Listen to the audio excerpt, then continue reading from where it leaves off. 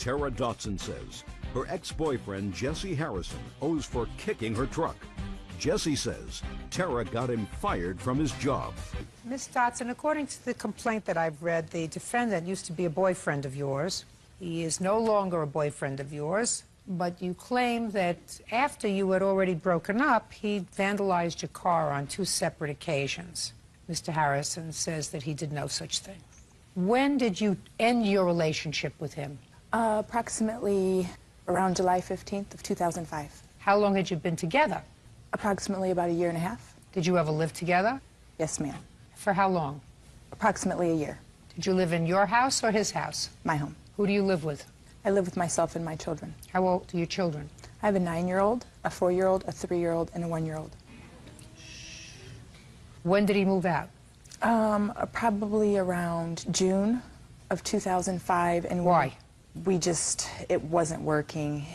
I had a lot of stuff going on in my life, and I felt like life was taking me in other directions, and I felt like I couldn't do all the things I needed to with him. He was becoming very controlling, very possessive. Was he working when he moved in with you?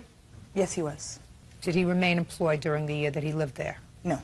He did not? He did not. When did he lose his job? Approximately 4 months after we lived together. Were you working? Yes. What kind of work do you do? I'm a full-time student at IUSB, and I also tutor at Jackson Middle School. Okay. When was the first incident of your car being vandalized? September 15th. Tell me what happened. That day I actually had surgery at St. Joe Medical Center, and after that my friend Christine, she's right here, her and I and Jesse Harrison, we all went to my friend Heather's house. How did he get involved with you on that day if you had broken up 2 months before? I called him from my home and I told him that I was having surgery that day, and he asked the hospital. And I told him I didn't care, but I really, inside I felt like I needed him for support. He's been my main support person. And then when I was at the hospital and they were taking me to the pre-op, he showed up. Did he drive you home? No. Who took you home? Christine drove her car, and she drove me and her to Heather's, and he drove my truck. And when I left the hospital, I was upset that he was driving my truck. I did not want him to do that because he has no license. And when we got to Heather's house, we had this argument, and he got mad at me because I didn't want him to drive the truck. And he said, well, I was there for you at the hospital. And I told him, you didn't have to be there for me at the hospital. I had somebody else who could have been. That's not true, Your Honor. Shh. Come back to you. Go ahead. And at that point, he just yelled, and these were his words verbatim. He said, who, Petey? And then he kicked my truck and threw a flower pot at it. And then he ran between 2 houses, and that's when I saw an officer on a bike, and I stopped him, and he made a police report for me. Okay. When was the next time that your car was vandalized? The next accident was on the 16th of September, 2005. Go ahead. Again, at that time, I was still under medication for my surgery. My doctor told me that I needed to do bed rest for a week. At that time, I went over to my friend Christine's house. Jesse was there, and... How did he get there? He drove me. So you called him again? I had to take my kids. Just a second. So after you saw him kick your truck and throw a flower pot at it and report it to the police, you called him again to pick you up? Your Honor. Just a second. Is that what you're telling me? Don't give me an excuse. That's a yes. Yes, ma'am. When had you called him? You know, I'm not... That morning? The evening after? When? I think it was the next morning. Where were your children? My children were at my friend Christine's house. I needed to take them some supplies, and I wasn't allowed to drive. So you called him and said what? I asked him if he could take me to take Christine some supplies. And what did he say? Yes. You didn't say to him, I reported you to the police yesterday? No, he knew. He saw the police. Why he was running.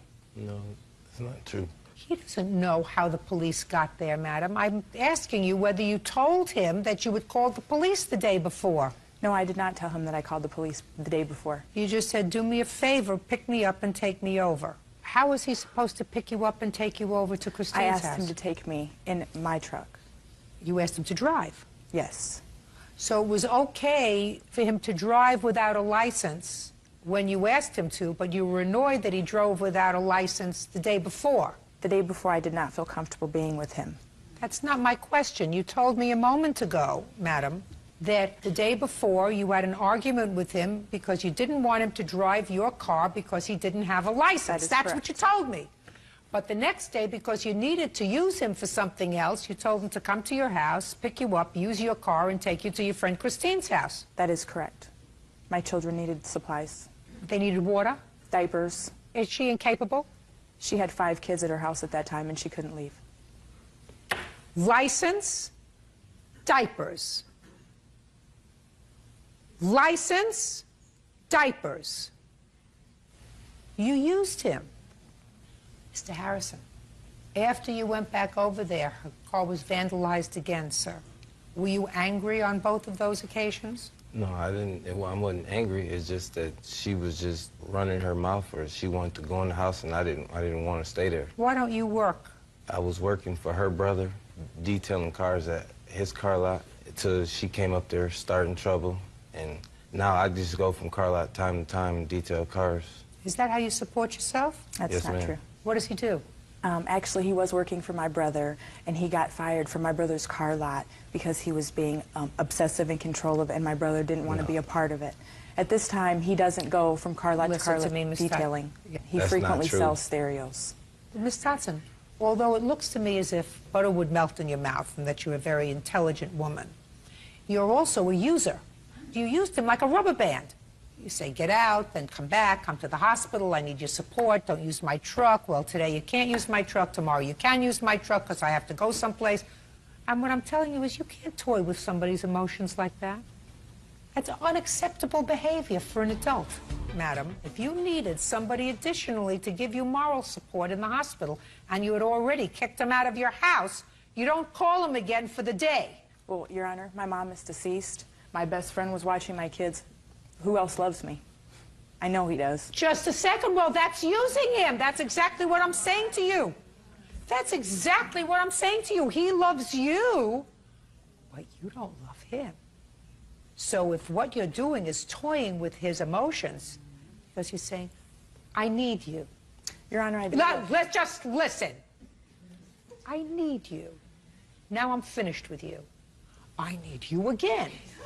Now I'm finished with you. That's cruel. And if what you're telling me is he loves you, and you know that, that makes you even the more cruel. You get me? What year is your truck? My truck is in 1998. And you have pictures of the damage that he did to your truck? Yes, ma'am. I'd like to see it, please.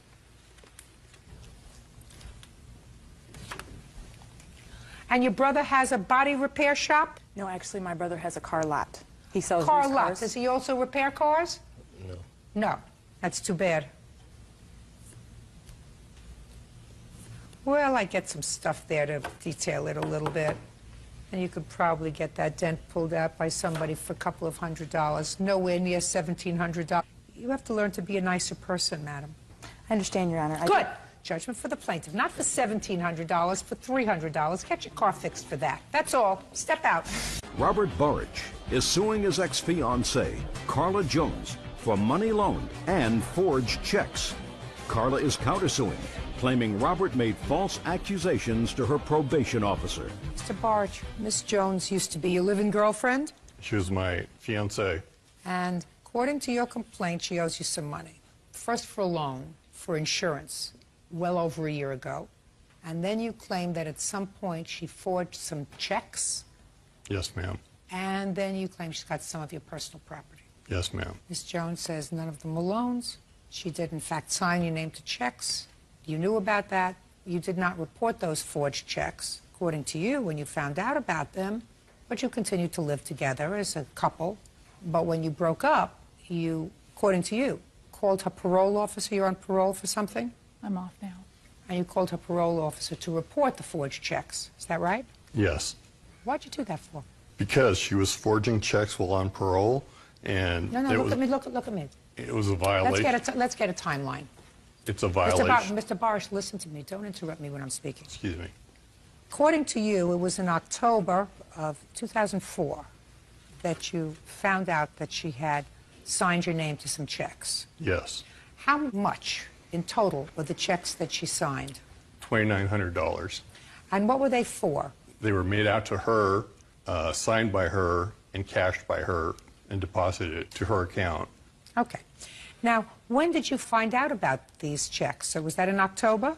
It was after she moved out in October.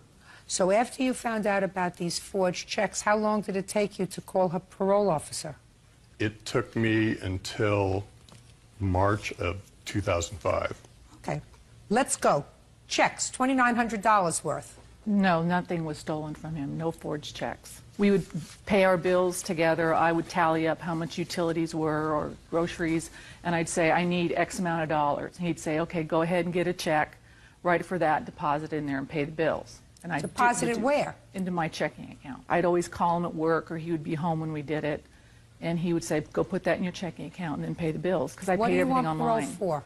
Anything to do with checks? I'm not on parole. I was on probation. Probation, anything having to do with checks? No, it was for a DUI. Oh. How long were you living together? About 2.5 years. Who paid the bills, sir? The arrangement was that I paid the rent because it was a considerable amount of money, and she picked up the tab for the utilities and the food. What precipitated your leaving in October of 2004? Well, the relationship was kind of going sour, and in August of 2004, we had been going to some counseling to see if we could work through some of the issues. And I realized in my heart that it just wasn't going to work out for me, that I wasn't going to be able to go through with the relationship. And of course, he was very upset. And I told him at the end of the lease, which was November 1st of 2004, that I'd be moving out by then and getting my own place. Robert Burrich says ex-fiancée Carla Jones stole money by forging his check, countersuing, claiming Robert made false accusations to her probation officer. Okay. When for the first time, Ms. Jones, did the plaintiff confront you about these checks? Towards the end of the year after I had moved out, we were still talking to each other, and he would come over sometimes on the weekends, and I just felt really sorry for him. Just tell me what he said to you about the checks. He called me on the phone close to Christmas. I said I didn't want to see him anymore. I said, I don't want you coming over anymore. I don't want to see you at all. It's done. I don't even want to be friends with you. And that's when he threatened he was going to go to the police station and tell them that I forged these checks while we were together. And I said, you know, that's a lie. How can you go tell a lie like that? And he says, I can say whatever I want. And then in March, I finally just told him, I said, I can't see you anymore. We're kind of seeing each other on and off, on and off. Well, he told me he was going to go to the police and do this. So I guess the next day, which was March 14th. So the first time he spoke to you about it was in December of 2004. Threatening to do this. On what date did you contact her probation officer? It was the 15th of March. What happened between December and March, sir? I was investigating You already knew about it, and you confronted her with them, and if you had been concerned that she had forged your name to checks and you felt that it was the right thing to do to notify her probation officer, why didn't you do it in December or January or February? I was hesitant. I wanted the relationship to go on. During the counseling sessions, the counselor asked me if I loved her, and I said yes, and the counselor asked her, did she love me? And she said she didn't know. And the counselor said, did you love him when you took that engagement ring? And she said, I don't know.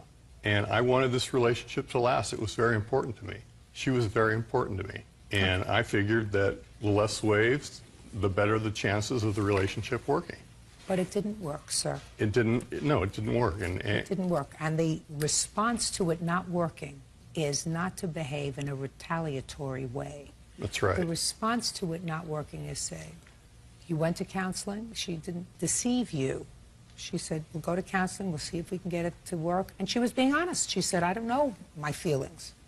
She wasn't trying to be hurtful. If she wanted to be hurtful, she wouldn't have gone to counseling with you. She deceived me when she accepted the engagement ring. No, you know, you're talking about there's hard evidence and then there's soft evidence. You know, the divorce rate in this country is 52%. Now, all of those people who divorce, when they sit back, you know, a year later, 6 months later, 5 years later, they say, gee, I wonder if I really loved him. I wonder if I really loved her when I walked down the aisle. You know, or was it something else? It was, you got to get married, or, you know, I fell in love with the beautiful face, or I fell in love with the bank account, whatever it was. Was it really him? I'm really not sure. You know, I really don't know in my heart anymore. That's what people say to themselves. It was the bank account. Well, it's all a package. You know, she's an attractive lady, right? Yes, she is. She's a very attractive lady, well-spoken. Do you think that if she was an unattractive lady and not well-spoken, you would have been attracted to her? No. You may have gotten to know her better and said, gee, she's got a wonderful soul. But what attracted you to her initially was she's a pretty lady, she seems intelligent, and she's well-spoken, right? Yes, ma'am. Part of your package is that you had some dough. That's it. You just have to accept that. And you know, I'm not such a genius that I figured this out myself, because Donald Trump's wife was interviewed recently, and they said to her, would you be married to him if he wasn't Donald Trump, if he wasn't who he is? And she said, you think he'd be married to me if I didn't look like this? Do yourself a big favor. Put a period. It didn't work out. You both gave it your best shot. You should not have called a probation officer. It was a nasty thing to do. And you should not have waited to see the result of this counseling before you decided that what she did was criminal, because then I find your motives suspect. The reason we actually separated was in August. I told her that her drinking had become a problem, and if she didn't stop drinking, we were not going to renew the lease and live together. But even after that, you went to counseling with her, because according to you, you loved her. I did love her. What I'm telling you is, it didn't work out. That's very sad. Looks like a nice guy. I hope you find another nice one. She's engaged to another guy already. Well, then you should look up and say, thank you, God, I didn't make a mistake. Right? Instead of suing her. The case is dismissed, sir. That's all. Parties are excused. You may step out. Mark Horner claims former tenant Jacob Scott damaged his truck tub cover. Jacob is countersuing for the return of his bed and mountain bike. Mr. Horner, this sort of comes under the category of no good deed goes unpunished. Yes, ma'am. Is this your wife? Yes, ma'am.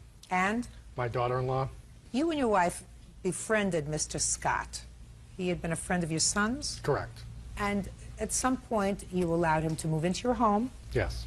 Where's your family? My parents live in Plainville, Massachusetts. I'm currently residing with them.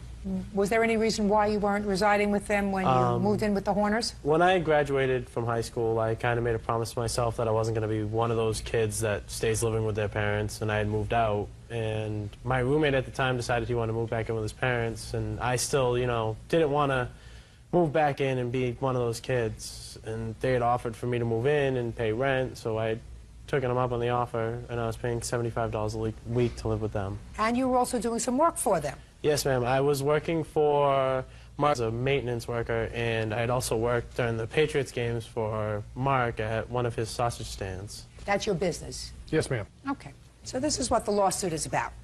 At some point, Mr. Scott was driving a truck of yours, and he rear-ended somebody and caused some damage to the front end of your truck. Yes, ma'am. You agreed with him that he would either pay the deductible, which was $1,000, or fix the truck. Yes. Did you do either of those two things? No, ma'am. When this originally happened... No, I'm just answering my question. So the answer is no. No, ma'am. And sometime later, you and your wife were going away for a holiday. Mr. Scott was remaining in the house, and according to your complaint, you said to him, no parties. Correct. You came back unexpectedly because there was a death in the family, and you found evidence of party. Looked like he partied like a rock star. And subsequently, you found the hot tub cover ripped. Not only ripped, but there was food particles, cigarette butts, beer caps floating in the hot tub. In the hot tub. Nasty. Nasty.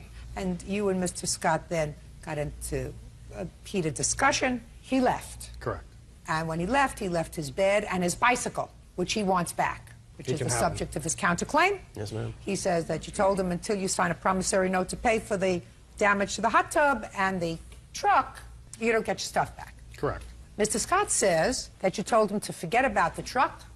When the accident had originally occurred, the deductible, I was told the deductible was $500, and we had come to an agreement where I wouldn't have to pay it because the person he was supposedly selling the truck to hadn't paid anything for it, and the truck was 13 years old and had over 200,000 miles on it, and it was only about a softball-sized dent in the front bumper. I have pictures of the truck. Okay, so according to you, he said forget about it. Yes. And about the damage to the hot tub?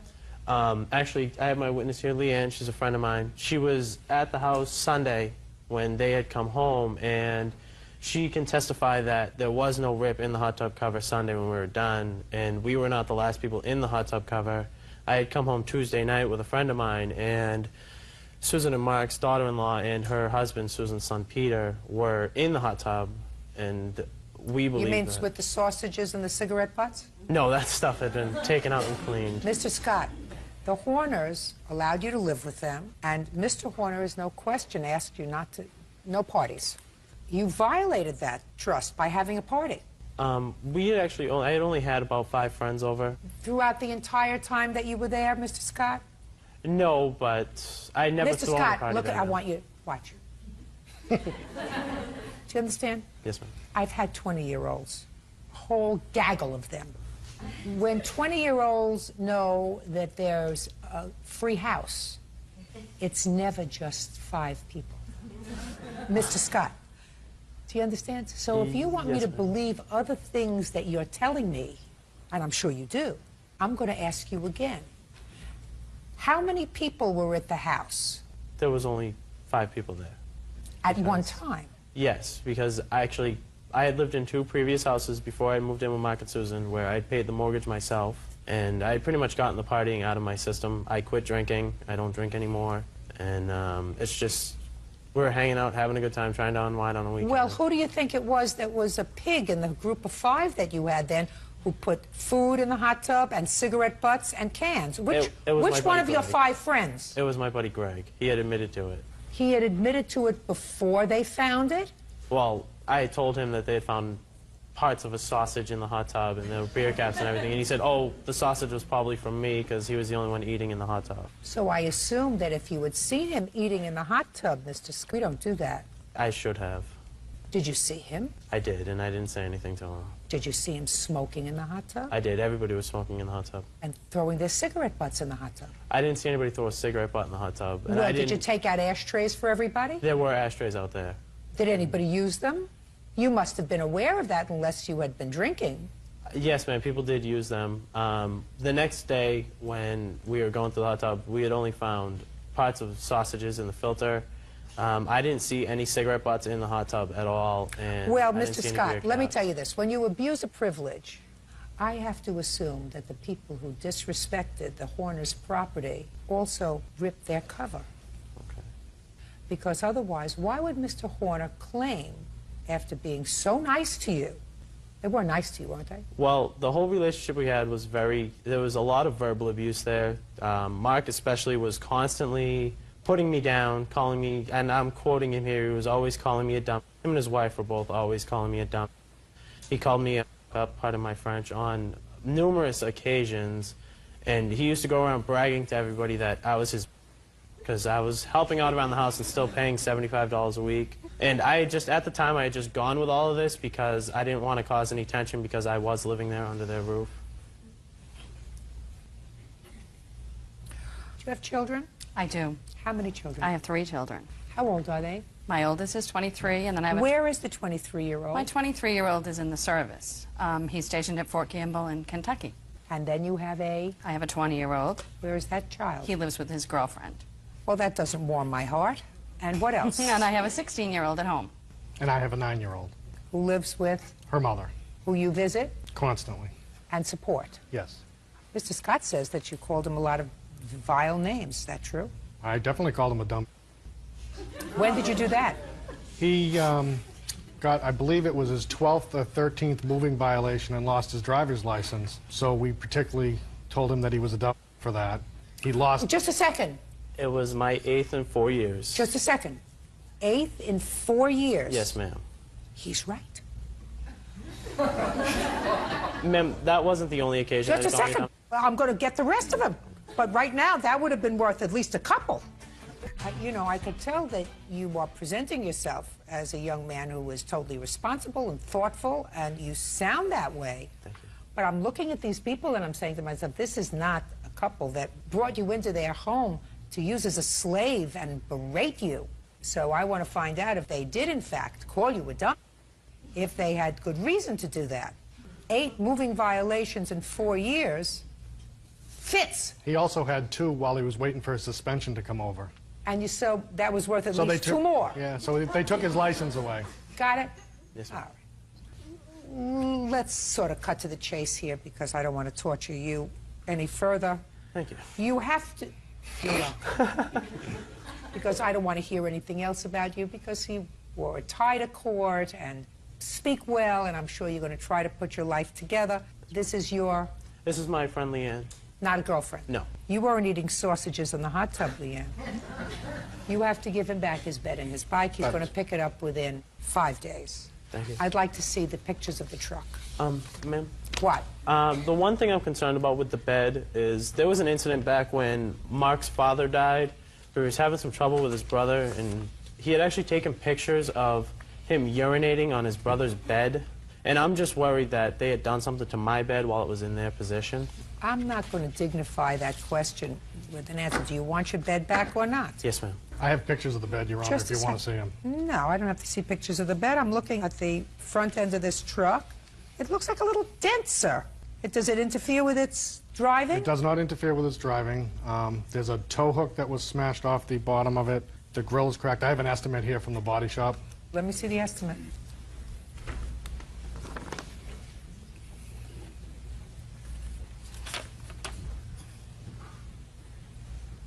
Okay. How much is a new hot tub cover, or how do you fix that? It wasn't, it had to be replaced. Here's the Okay. receipt. It was How much was it? It was $398 plus tax. He's responsible for the tax. How much was the tax? $420. You living back with your folks, Mr. Scott? Yes, ma'am. What are you going to do with yourself? Actually, in October, I'm going to be moving down to St. Petersburg, Florida. To do what? For a change, I'm going to become a construction worker down there. That's what I do up here, but just to get away from New England and a new scenery. Where it's really. warm. Exactly. Who do you know in St. Petersburg?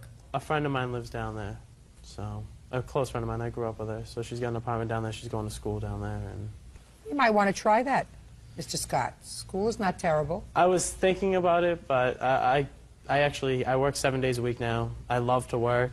Both my jobs, I landscape on the weekends, and I'm a construction worker on the weekdays. You have your driver's license back? No, ma'am, I do not. I actually get it back in 21 days. Try to hold on to it this time, please. Yes, Mr. ma'am. Scott. Get your bed back and your bike in 5 days. Judgment for the plaintiff on you claim $1,420. Thank you. Good luck. Parties are excused. You may step out. Alice Ramos is suing neighbor D'Angelo Trent for damages to her car. Alice says D'Angelo's son, 9-year-old D'Angelo Jr., crashed into her vehicle with his bike. Mrs. Ramos, it is your complaint that this little boy right over here was on his bicycle, fell off of his bicycle, and scratched your car.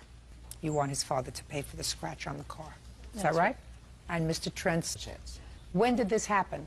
June 19th of 2004. Were you at home at the time? Yes, it was a Saturday. We had had a yard sale at my residence, and this child here had been riding his bicycle the better part of the day, up and down. What's your name? D'Angelo Trent Jr. D'Angelo. Yes. Did you know him before? I've seen him June in 19th? the neighborhood, but I didn't know whose child he was. But you had seen him before? Oh, yes. For how long?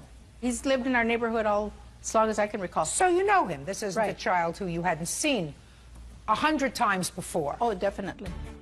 Alice Ramos says neighbor 9-year-old D'Angelo Trent Jr. damaged her car when he crashed his bicycle. D'Angelo's father, D'Angelo Sr., claims his son doesn't own a bike. So what did you see when he fell off the bike?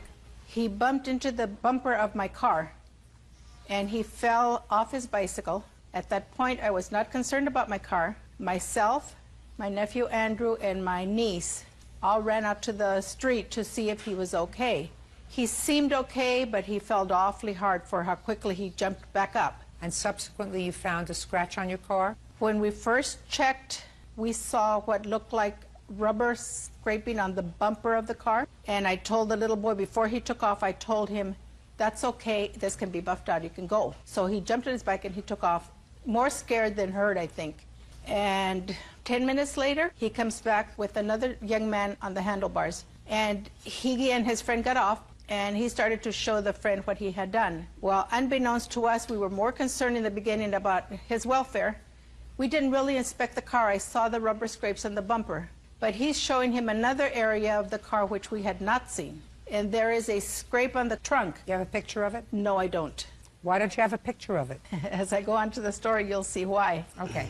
There was a good gash to where the whole paint and primer, everything came off right down to the metal. And it was right at the height about where the handlebars are. So what did you do next? I said, did you do this with your bike? And he said, he nodded his head yes. I said, well, then you can't leave. I need to talk to you. He looked at me wide-eyed, scared, started to cry, jumped back on his bike, and took off, and left his little friend there. I asked his friend, do you know who this little boy is? I've seen him in the neighborhood many times, but I don't know who he is. And he says, yes, that's D'Angelo's son. And I said, D'Angelo, I know D'Angelo. I've known D'Angelo, the father, since he was knee-high to a grasshopper, since he grew up in the neighborhood. Mm-hmm. So I said, can you take me to his house? So he walked. Okay, so let's move on a little bit. Ms. Ramos, did Mr. D'Angelo say that he would take care of the problem? Absolutely. And that's why you had it fixed and you didn't take a picture? I'm just running ahead because that sounds like what you're going to tell me. Yeah, I didn't take a picture because I had to call the police because we could not locate him, the father. Why? Because there was no one at the house. The house was all opened up, windows, doors, everything was opened up at the house. There was nobody there. Okay, so when the police came, he said he would fix... He told the police officers he would take care of it between me and him. Okay, stop. And you had it fixed. How much did it cost you to have it fixed? $300. You have a receipt? Yes, I do. I'd like to see it, please. You weren't there. I wasn't there. He was there. He was there. How long have you known Mrs. Ramos? 22 years. She a nice lady? Nice lady. Seems like a lovely lady. Yeah. Seems like a caring lady. Is concerned about your son? Right. More concerned about your son than her car? Right. Why don't you pay her the $300? Because my son doesn't own a bike. He was on the peg. He was riding a bike that day. Now, Mr. Trent, you seem like an intelligent man, sir. I am. If you had to make a choice as to whether Mrs. Ramos or your 9-year-old son was telling you the truth, who would you pick?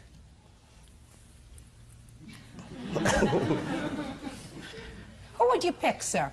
I haven't even spoken to him. I know who I would pick. I know the child that was riding the bike, and I know he's nowhere in court. Listen to me, why my sir. son's here. You weren't there. Mrs. Ramos, who you've known for 22 years, Right. says that your son was the one who was riding the bike. You weren't home. So I'm going to go back to my original question.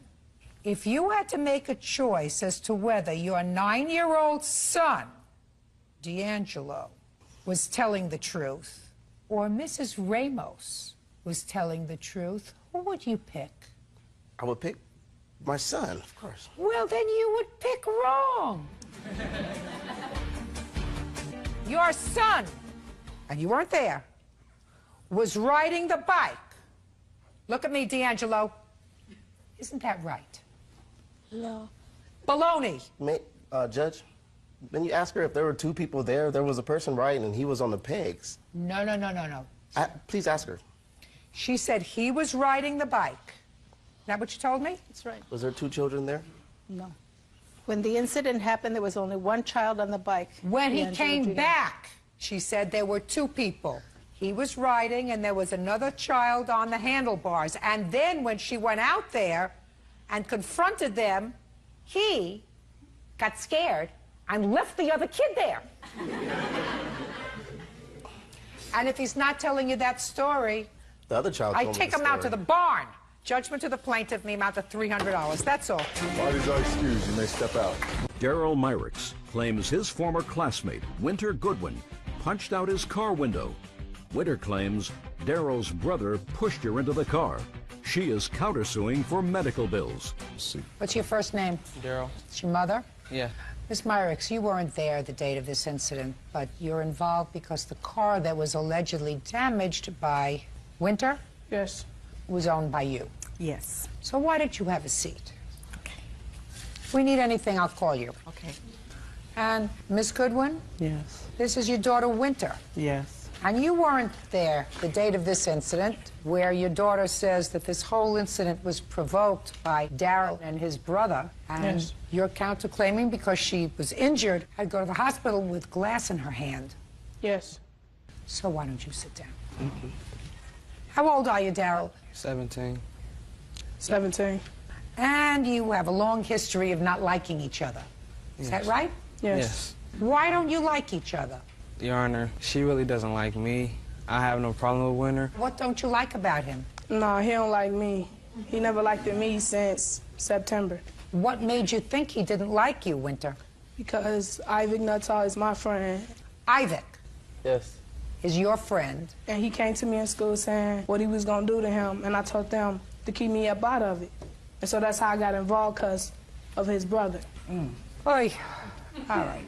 Now, I want you to tell me, Daryl, what happened on April 9th? Okay, Your Honor.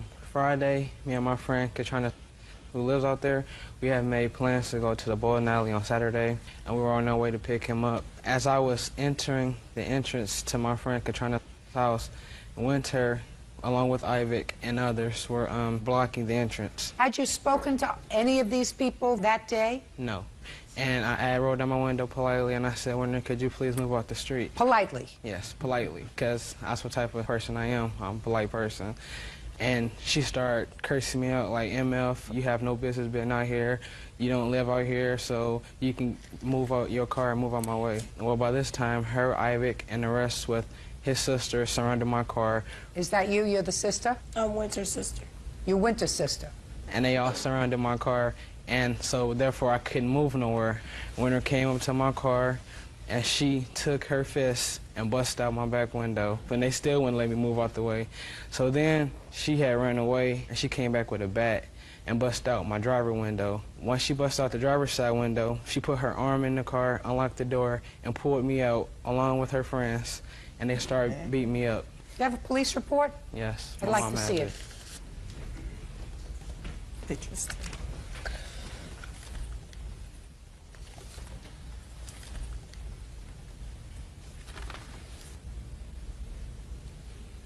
Okay.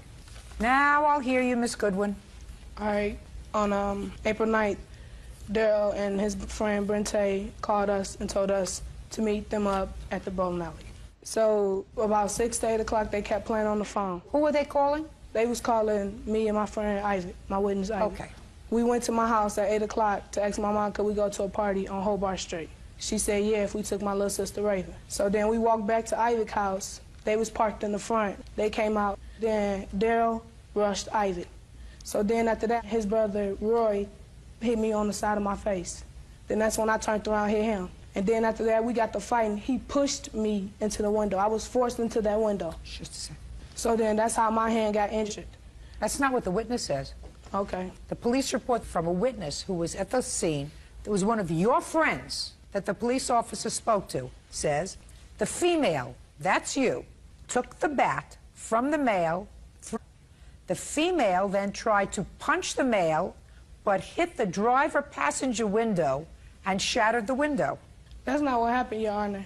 We never talked to the police until he got to the hospital. Not you.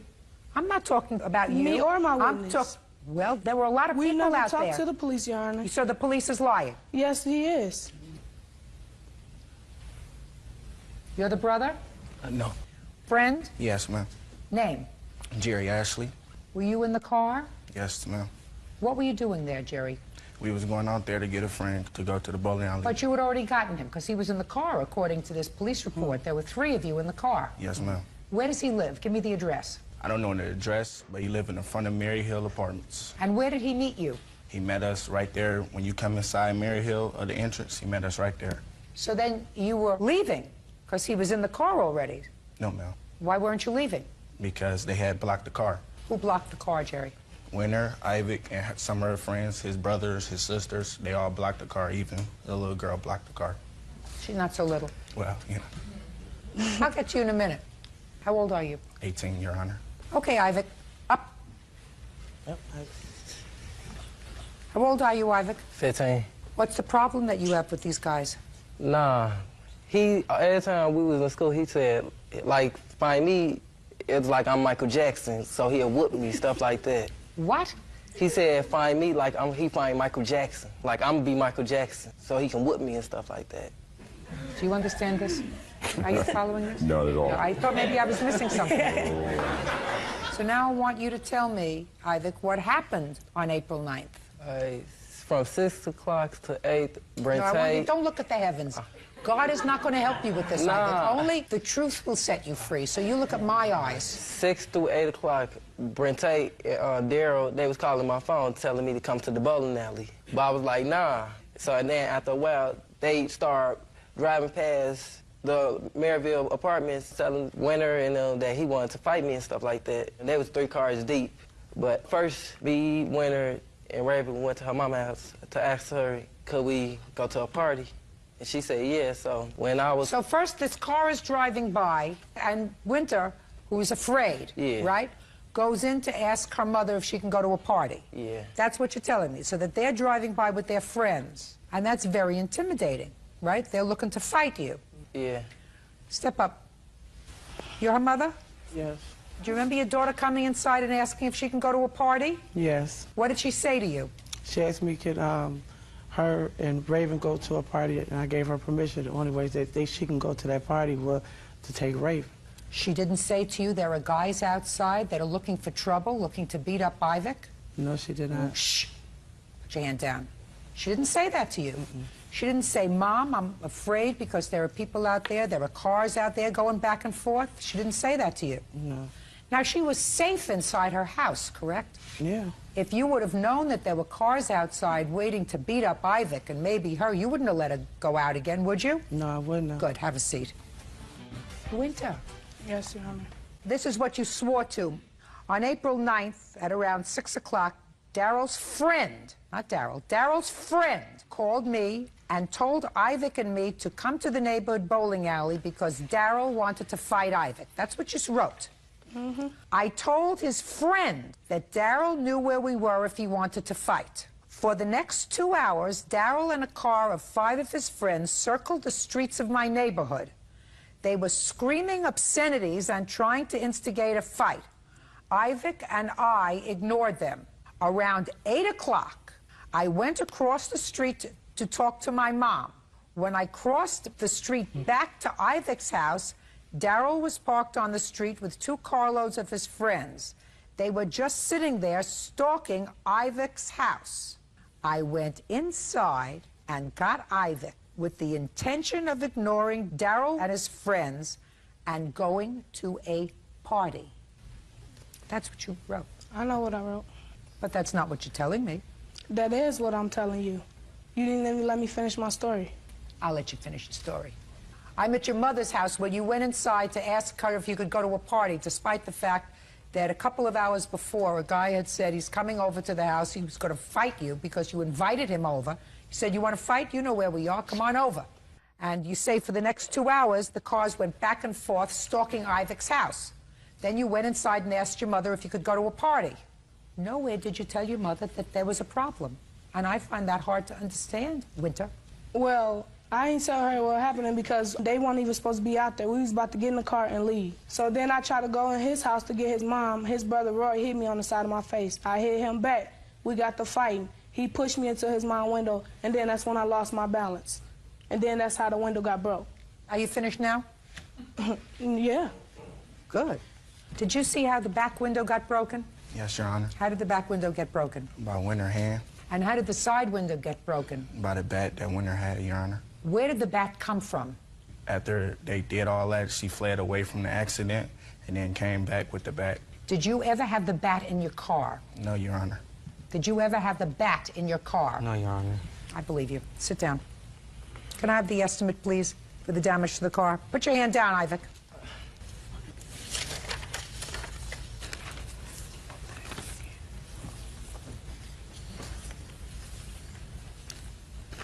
Did you have it fixed? Yes, ma'am. Could you step up, please? Would you tell me how much it cost you to fix both windows? It came out to about $170. You have bills here for $870. That's the estimate. But it actually cost you less. Yes. You can sit down. Stay there with your son. This young man did not hurt your hand. You hurt your own hand. No, I didn't, Your Honor. Sure you did. His brother pushed me. You have no lawsuit against his brother here today. You're suing him for your medical bills. And that's not what your friends say happened to your hand. What your friends say happened to your hand is you went to punch somebody, they probably moved out of the way, and you punched the car window instead. That's what your friends say happened. So your counterclaim's dismissed. You owe him $170 to fix the window. I believe him. That's all. Parties are excused. You may step out. 19-year-old Chris Alford is suing his ex-girlfriend, 19-year-old Ashley Griffin, for a loan to pay her rent. Ashley says Chris gave her the money. Mr. Alford, the defendant used to be your girlfriend. According to your complaint, you are no longer involved in a relationship, but at some point prior to your breaking up, you loaned her $300. You want that money back. Yes. This was after we broke up. Like, we broke up, then she called me. So you lent her the money after you were no longer together? Yes. When did you lend her the money, sir? I sent it the 1st of July. Tell me about that. All right, we broke up, whatever, when she came up. She came up where? To Philly. We was no longer seeing each other. You live in Philadelphia? Yes. You live where? Florida. And when did she come to Philadelphia? Like the beginning of June. Who did she stay with? Her mom, I guess. Your mom lives in Philadelphia? Outside of Philadelphia. Stop moving up and down. When she came up to Philadelphia to visit her mother, and you, I assume. I saw her a couple hours. That's not Were true, you still Your Honor. dating? Then, yeah. What caused you to stop seeing each other in a romantic way? Chris Alford says ex-girlfriend Ashley Griffin owes for a loan to pay her rent. Chris also says Ashley is a two-timer. Okay, go ahead. All right, she missed her flight, right? In the morning time, she missed her flight. She missed her flight going back to Florida? Yes. When was that? I don't know the exact date. It was sometime in July. He said you went up in June. No, it was like the middle of July sometime. Did you miss your flight going home? Yes, ma'am. When you were in Philadelphia? Yes, ma'am. All right. What happened when she missed her flight, sir? She missed her flight, and she called some guy and was like, I missed my flight. It cost $50 or something to pay the balance or something. And I was like, who's that on the phone? And I turned around, whatever, because I was half asleep when all this happened. She hit me, whatever, like, oh, I missed my flight. Da-da-da-da. So what you're saying is she was sleeping over at your house? Mm-hmm. Yes. Well, then you were with her more than just a couple of hours during this visit to Philadelphia. Okay. All right, so you decided you didn't want to see her anymore because she was talking to somebody else and borrowed $50 from somebody else. Is that what you're trying to tell me, Mr. Alford? Could we get to it, please?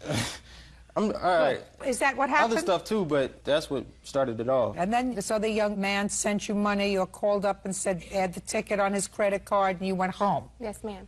Tell me why you needed this $300, Miss Griffin. Can I start from the beginning? No.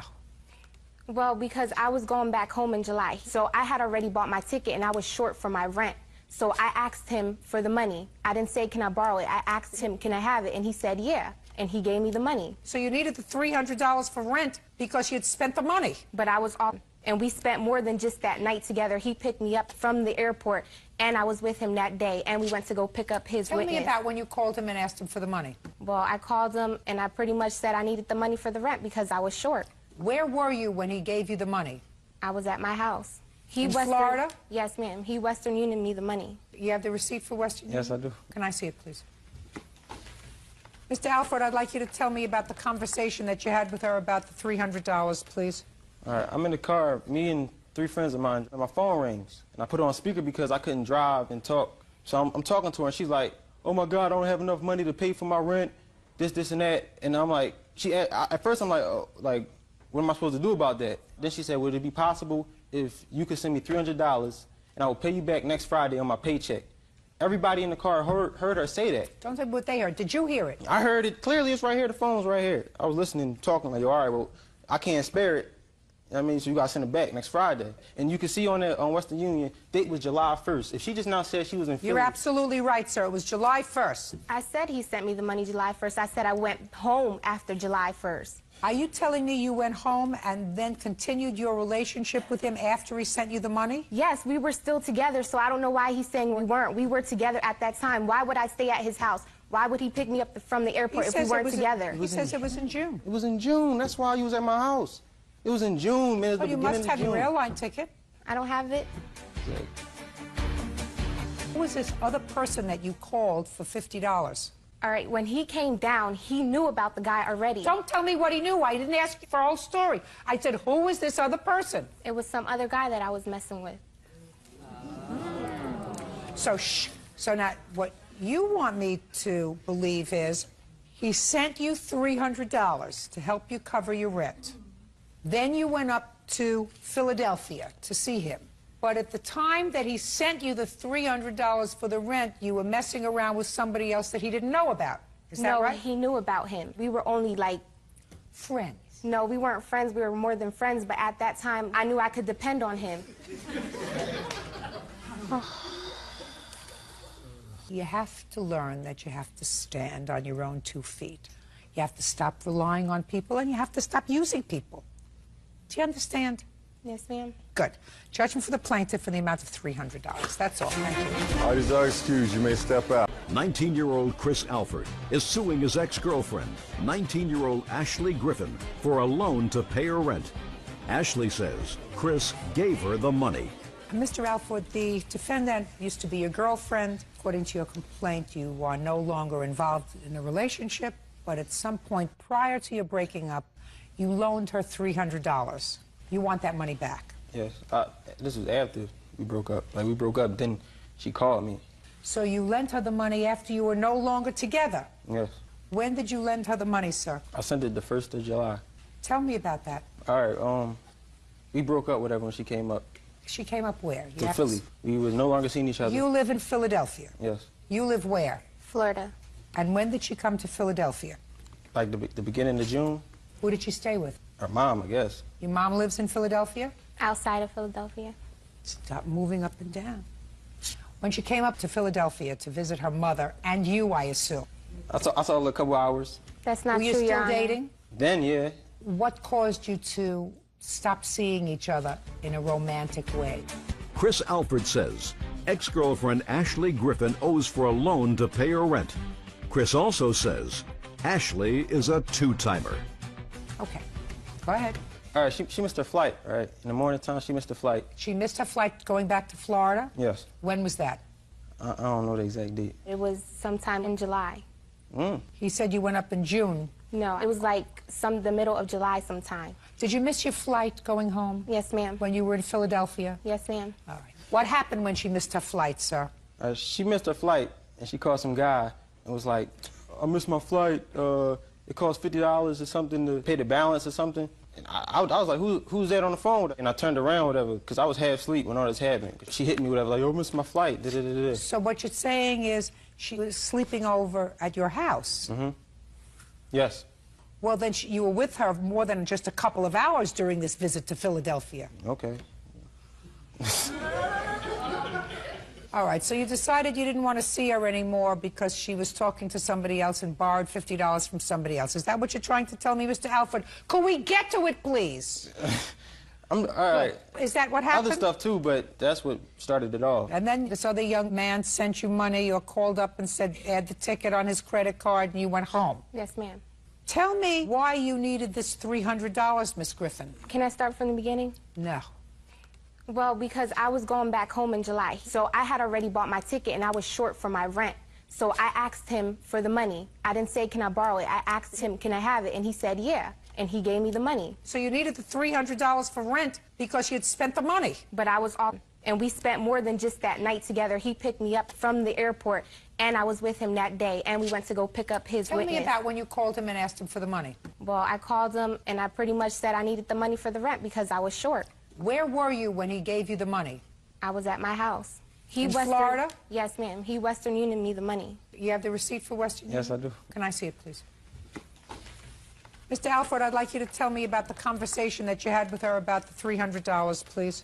All right, I'm in the car, me and 3 friends of mine, and my phone rings. And I put it on speaker because I couldn't drive and talk. So I'm talking to her, and she's like, oh, my God, I don't have enough money to pay for my rent, this, and that. And I'm like, at first I'm like, oh, like, what am I supposed to do about that? Then she said, would it be possible if you could send me $300 and I will pay you back next Friday on my paycheck? Everybody in the car heard her say that. Don't say what they heard. Did you hear it? I heard it clearly. It's right here. The phone's right here. I was listening, talking like, all right, well, I can't spare it.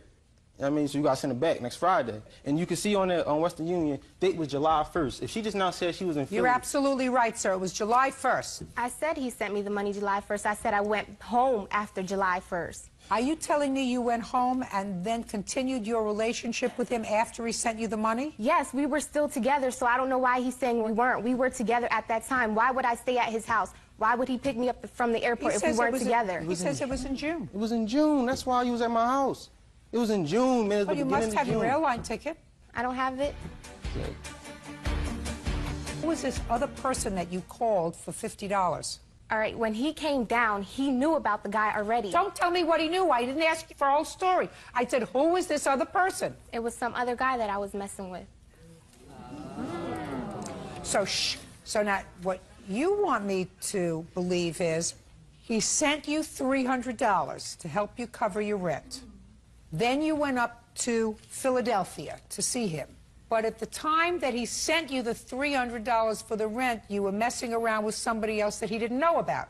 Is that right? No, he knew about him. We were only like friends. No, we weren't friends. We were more than friends. But at that time, I knew I could depend on him.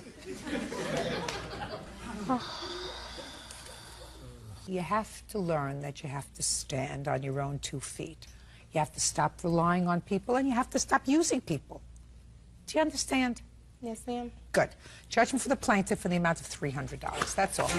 Parties are excused. You may step out. Lori Abarca says former client Matthew Finch pulled his kids out of her daycare without notice.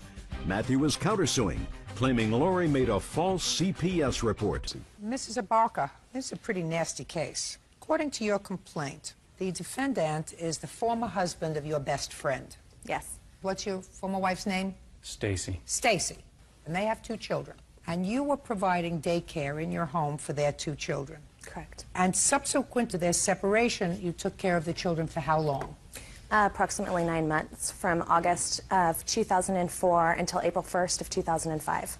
And then it is your claim that Mr. Finch, without cause, removed the children from your daycare. He did, in fact, give you 2 weeks' notice and paid you, according to what I've read here, for the 2 weeks' notice. Yes. That's correct. But your claim is that Mr. Finch knew that he had an obligation to keep the children there, so you want him to pay for daycare for how long? I just want him to pay for daycare up until the date that their mother gave me the 2 weeks' notice, because she was the only one that was able to make the daycare decision per their court order. Just shh. Don't. Okay. On what date did she give you the 2 weeks' notice? I believe it was May 12th. Okay. So let's deal with that part of the complaint first. Okay. You'll get into the incident because there's much more to this case than these few weeks. When Mr. Finch gave you the 2 weeks' notice on April 1st and tendered payment for those 2 weeks, did you take his payment? Yes. So then let us deal with this issue swiftly. Okay. You're entitled to nothing. If you said to Mr. Finch, I'm not taking your money, it is my friend who is responsible for giving me the 2 weeks' notice, not you, I would go on with that part of your lawsuit. Mm-hmm. But since you took his money, I'm not entertaining any money for April or 2 weeks in May. Now let's move on to the next part of your claim. The next part of your claim is that there was an incident on or about April 1st involving your husband and the defendant. And as a result of that, Mr. Finch called the state licensing board and made false allegations against you. Mr. Finch said what he reported to the state licensing board was true, correct? That's correct.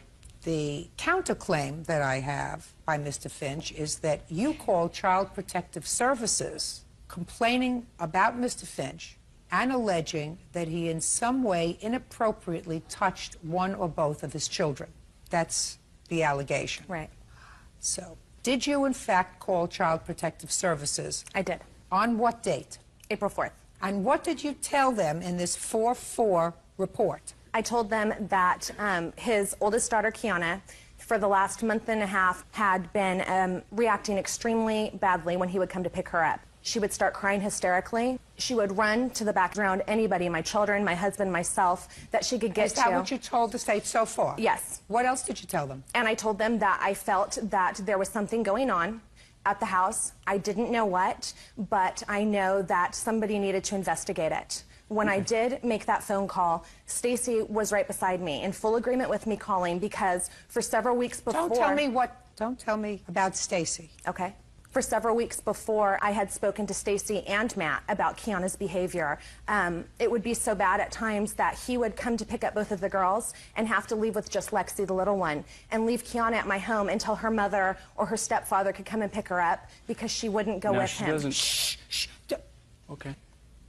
So I confronted Stacy about what was going on and told her that I was very uncomfortable with the way that Kiana was reacting and that I was very concerned that something was happening over at his house. No, she doesn't include that.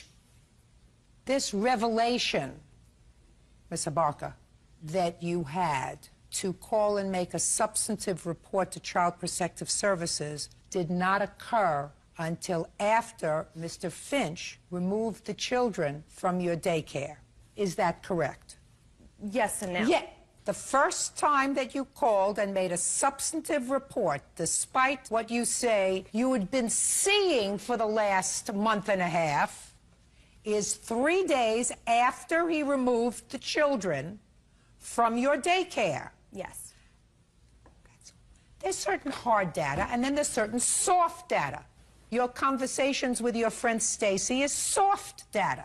The timing of these events is hard data, which in my view very often suggests that you can make a leap with regard to things like motive. You get me? Yes. Good. Now, did you subsequently go to the family court with regard to her allegations of abuse? Yes, I did. And was there a hearing? There was a hearing. And subsequent to the hearing, was your time with your children diminished, supervised, increased? Stayed the same. We were sent to family court counseling after that. Who was? Me and my ex-wife. Just the two of you?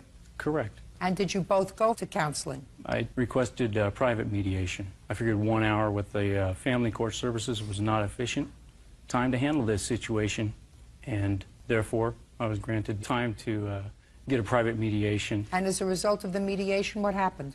My time was increased. To what? To 50%. It had been previous to that, how much? It was only 37% time. Subsequent to the call to Child Protective Services, was your daughter subjected to a physical examination? Yes, both daughters were. And I do have the report here. Can I see it, Would you like to please? see it? For both daughters.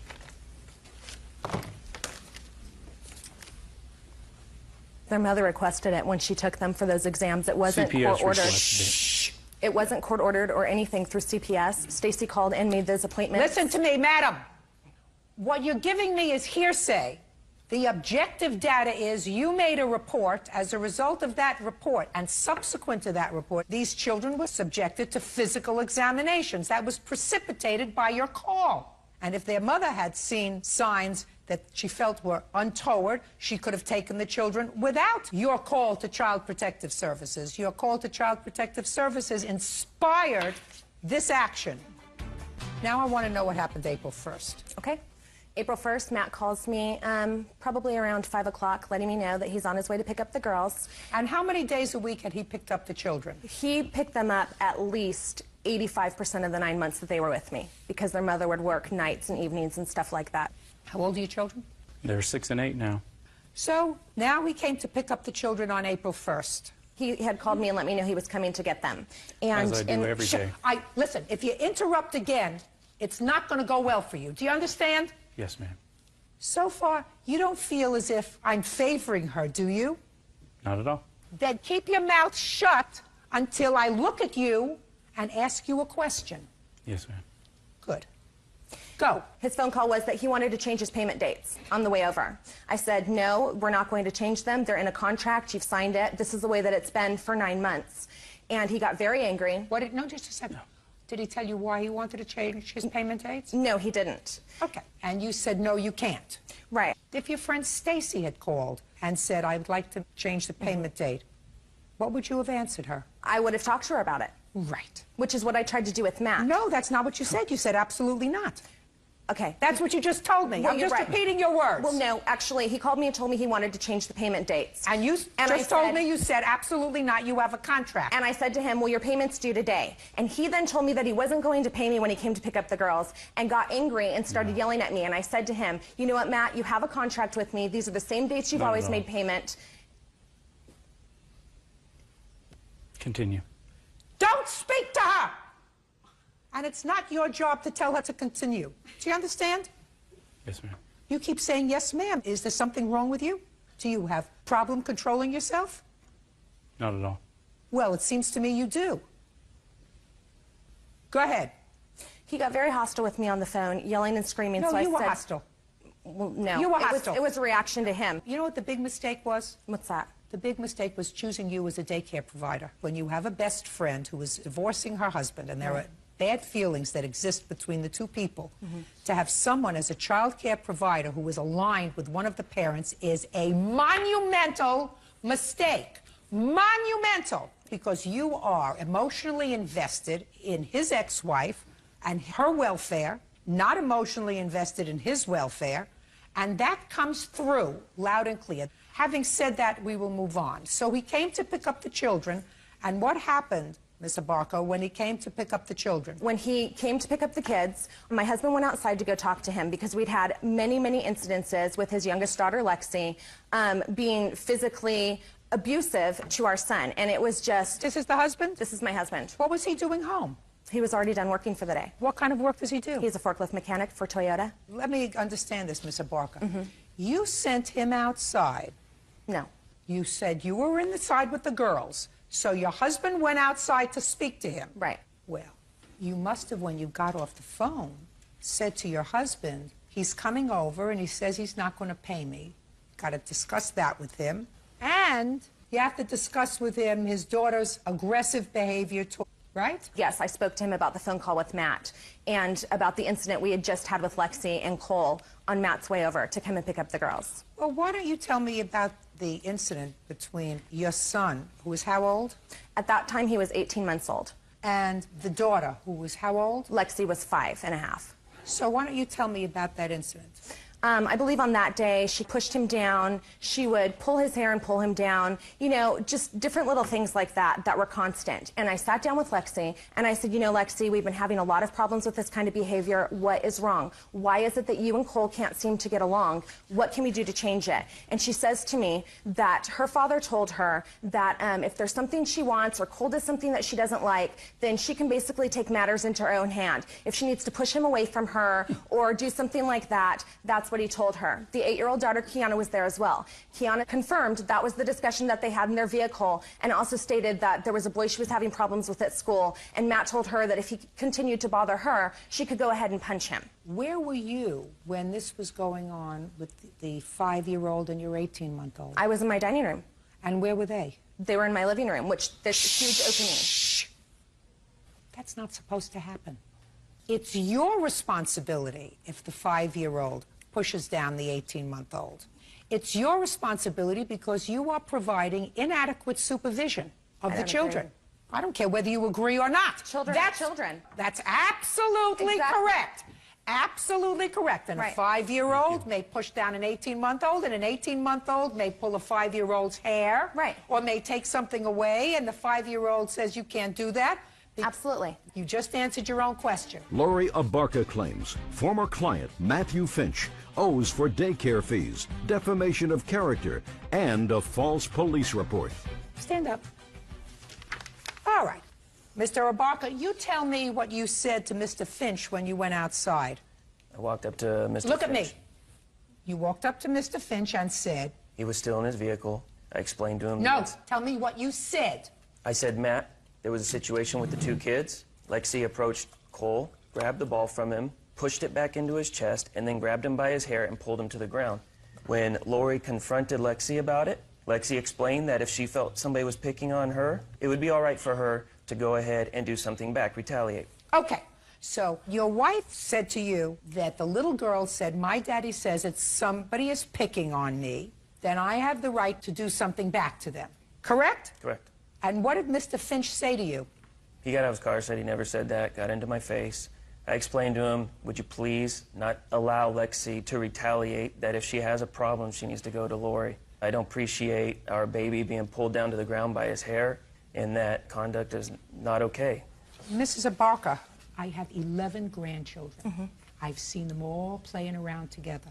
Right. If one of them, who's 5, gets annoyed at one of them who's 2 because they pulled something out of their hand, they'll push them.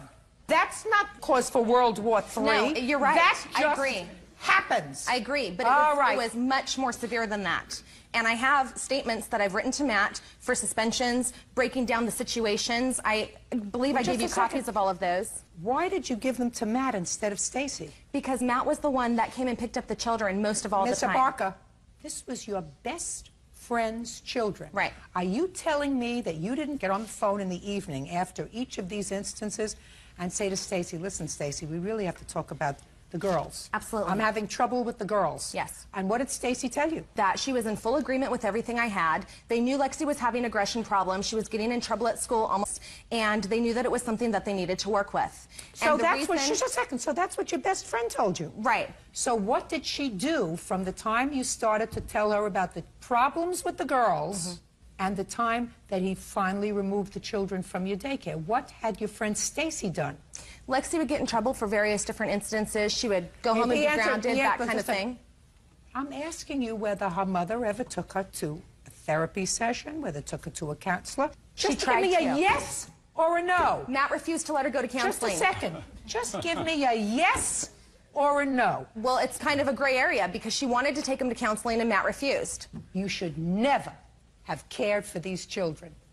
Never in a million years should you have been involved with these two children with the attitude that you have towards him.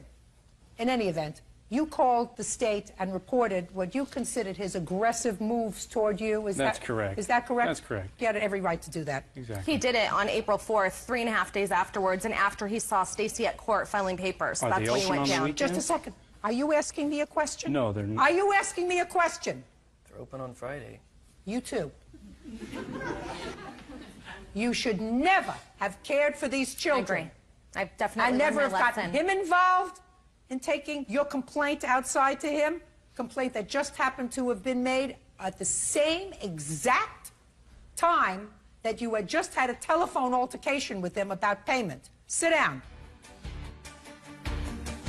I'm not aggrieved at all by Mr. Finch's conduct in reporting your husband's conduct to the state and letting them come out and take a look at what's going on in your house, because based upon what you told me, there is inadequate supervision of children. They didn't. I'm speaking in your home, based upon what you just told me. What really burns me is your motivation for calling Child Protective Services about this father. That's what really burns me, because it was clear to me from reading the timeline in this, your motivation. You chose not to report the problems with the child generally. You chose to identify Mr. Finch as the possible perpetrator of a problem. That's not, I told them the entire situation. You want to tell you something, Miss Albaka? I don't believe you. And the reason I don't believe you is Stacy still your best friend? Stacy and I are still friends. Yes. That's why I don't believe you, because you would not have called Child Protective Services on your best friend. There is a difference between him calling the state, and the worst thing that can happen to you is you could be investigated and they might not give you a license to care for children in your house. And you calling Child Protective Services and by innuendo suggesting something inappropriate's going on. It was very subtle. And I've seen and heard over the course of 35 years that subtle innuendo that suggests that a father is in some way inappropriately touching his children, which causes all kinds of red lights to go on with Child Protective Services. And your motivations were just that, judgment on the counterclaim for $5,000. That's all. Parties are excused and they step out. 19-year-old Ashley Bound is suing her former live-in boyfriend, 20-year-old Ross Welty, for utility bills and rent. Ross says Valerie destroyed his belongings. Yeah, this is case number 345 on the calendar, the matter of Baum versus Welty. Parties have been sworn in. You may be seated. Folks, have a seat. Ms. Baum, you and Mr. Welty lived together for a while. You signed a 6-month lease, and then you moved out. Yes. Leaving a couple of months left to go on the lease. You believe Mr. Welty should be responsible for paying the rent on the apartment. Yes. Mr. Welty says that you left. It was not your agreement. He kicked me out. He's paid enough. And he says that you came back into the apartment when he was not there and vandalized the apartment. He knows it was you because you admit To which you are responding yes. Did you Yes. vandalize his apartment? Yes. When did you vandalize his apartment? 2 days after I moved out. Why did you vandalize his apartment? Well, because in our lease it said that he was not allowed to have anybody else move in, and he had his friend move in. And so I took his friend's stuff and I put it outside. Why wouldn't you want his friend to move in to be responsible for half the rent? Because he wasn't paying. He would not pay the rent at all. Who would not? He wouldn't and his friend wouldn't. How do you know that? Because he wasn't working. What about his friend? He's barely working. So you took his friend's stuff and you put it outside where? In the parking lot. You can't do that. Not a nice thing to do. I know. Well, at least you told me the truth. You see that? Did you do anything else in the apartment while you were there? No. Didn't rip out anything with a knife or anything else? It was my stuff. What did you rip with a knife? Pillowcase. What were you in such a bad mood about, Miss Baum? That was the day I moved out of the apartment, and I just got off of work. He wasn't working at all. As soon as I came home, he was like, well, I'm going out. I told him he wasn't, and he left anyway. He called my dad, and my dad came and picked me up, and I moved out of the apartment. Now, Mr. Welty, you weren't working. Oh, man. Is there any reason why you weren't working? Just couldn't exactly find a job that I wanted to keep. Well, who'd you expect to support you? I didn't expect nobody to support me at all. Well, somebody's had to pay the rent. Who was paying the rent? She was. That means she was supporting you. Yeah, until that point. Well, then, listen to me, Mr. Welty. How old are you? 20. You want me to think that you're an intelligent young man, don't you? Mm-hmm. Yes, ma'am. When somebody's paying your bills, they're supporting you. Why should this young lady support you? Well, I gave You're her not money. that cute. I gave her money all the way up to the time I kicked her out in June. How much money did you give her? Half the rent, $320. Even when you weren't working? Yeah. So let's say you gave her half the rent up until the time you, according to you, kicked her out. Mm-hmm. And if you kicked her out of the apartment, I assume you kicked her out because you said, I'm going out with my friends, and she says, no, you're not, because you're not working, I'm working. And when I come home, I don't want you to tell me you're going out hanging around with your friends. I assume that's what was going on in your head. Yes. And what was going on in your head is nobody controls me, I go where I want to go. Nah, she's crazy. Well, that's not crazy, sir. No. Let me tell you something. If I had a boyfriend who was laying home eating bonbons all day, watching soap operas and Judge Judy at the appropriate time, and I came home from working all day and he said to me, I'm going to hang out with my buddies, It wasn't really, like that, listen though. to me, It was not like that. it would really annoy me. But it wasn't like that. She come home, I would go out, I come back home, she'd break everything. Well, why did you think she was mad at you, sir? Because I go out for an hour with my friends. Where'd you go? It would just be like my dad's house. Usually, that's where I always just go, to my dad's. And she don't let me go to my dad's house. She don't let me going nowhere. Oh, you should be happy if you went to Mars. Well, I was working Listen 3 to jobs. me, and you got a hot temper anyway. You know, I could tell, Miss Baum, that you got a hot temper because you went inside and you cut up the joint. So, but bottom line is, you told her to leave. You called her father and said, come and get her. Yeah, basically. Well, then if that's what you did, then you're responsible for the rent. I don't think I'm responsible for really anything, because the way she is. Well, you're wrong there. Uh, You're wrong there, Prince. I don't think so. Let me tell you something. Yeah. If you have an apartment and you sign a lease, a 6-month lease, and you throw out, lock out, get rid of the person who is responsible for the other half of the rent, you pay for it yourself. Now, who did you move in? I didn't move anybody. My friend James was going to stay with me for like 2 Good. nights. So James was going to stay with you, not because Yeah. you were afraid of the dark, right? No. Because he just moved back from Colorado at the time. He's like, that was it. He was not going to stay longer than that. And she knows that. What kind of work did you do? I did security. They should have more stringent licensing laws for security people. How old were you when you left school? Quiet! How old were you when you left school? 17. Did you graduate? Yes, ma'am. After you graduated, what did you do? Worked at Walmart for a while, and then I did security. What kind of security do you work? Industrial, like shipyards. Why weren't you working last year? Because, well, I quit that job, so I went to England in March. What did you go to England for? That's where my mother lives. How long did you stay? 2 weeks. How much you stuck for on the time that was left on the lease? It was $3,675.09. For how many months? From July till September, and then June. When did you move out? June 1st. When did the lease expire, in December? July 15th. You moved out in June? Yes. So that's a month. She never took her name off the lease. He didn't go to the leasing office. We're supposed to sign a paper saying we're moving out 2 months before, and he never went and did that. So we had 2 more extra months of rent to pay. She never got her name taken off the lease at all. Taken. She never got herself taken off the lease. Mm-hmm.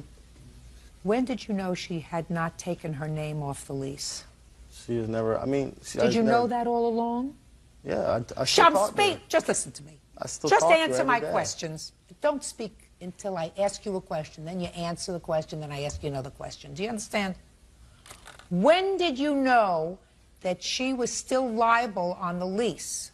Did you know it all the time? Yes, ma'am. When you decided to stay beyond July, you stayed in August? I told her... So listen to me. Just answer my question. Did you stay in August? For like half the month. That's August. Did you pay August's rent? No, ma'am. Why not? Because I told her that she could have the apartment. I didn't want to be there. I wasn't even living there myself. You just said you stayed there until mid-August. No, my stuff was... I never stayed there. If your stuff is there, you're there, Prince. I If told your her she could stuff move is back there, you're there. I told her she could move back in. So I didn't want to be there. Oh, you are such an idiot. It's really very, very hard. Who do you work for now? What I work for now? It's a golf course. Doing what? Customer service. Just drive around the golf cart all day. That sounds like a perfect job for you. Miss Baum, I want you to listen to me very carefully. He may be responsible for 4 months. I'm only charging him for 3. I'm charging you for a month for your stupidity in hooking up with him. She still does, by the way. Does she? Yeah, No. she still does. 2 weeks ago. Well, I want to tell you something, Mr. Welty. I don't get it. There must be something in your cologne that I don't get from here to there. Because quite frankly, Miss Baum, I don't get it. Is what he's telling me accurate, that you two socialized 2 weeks ago? Is that what you're telling me? We socialized, but not anymore. I'm over it. All I want to know is, did you socialize with him 2 weeks ago? Yes. I should have charged you for more than the month. Sometimes you got to pay for being dumb. Understand that? Yes. So if you got to pay a month's rent, you got to pay for a month's rent. You should have taken your name off the lease. Judgment for the plaintiff for the amount of $1,920. Who is this? My mother. I can't say to you, go home and give her a good beating. You know, she's too big for that. But somebody's got to put some sense into her head. Can I say something? Yes. My husband hired him to work for us so that he would have a job. He couldn't even keep that. Listen to me. He's challenged.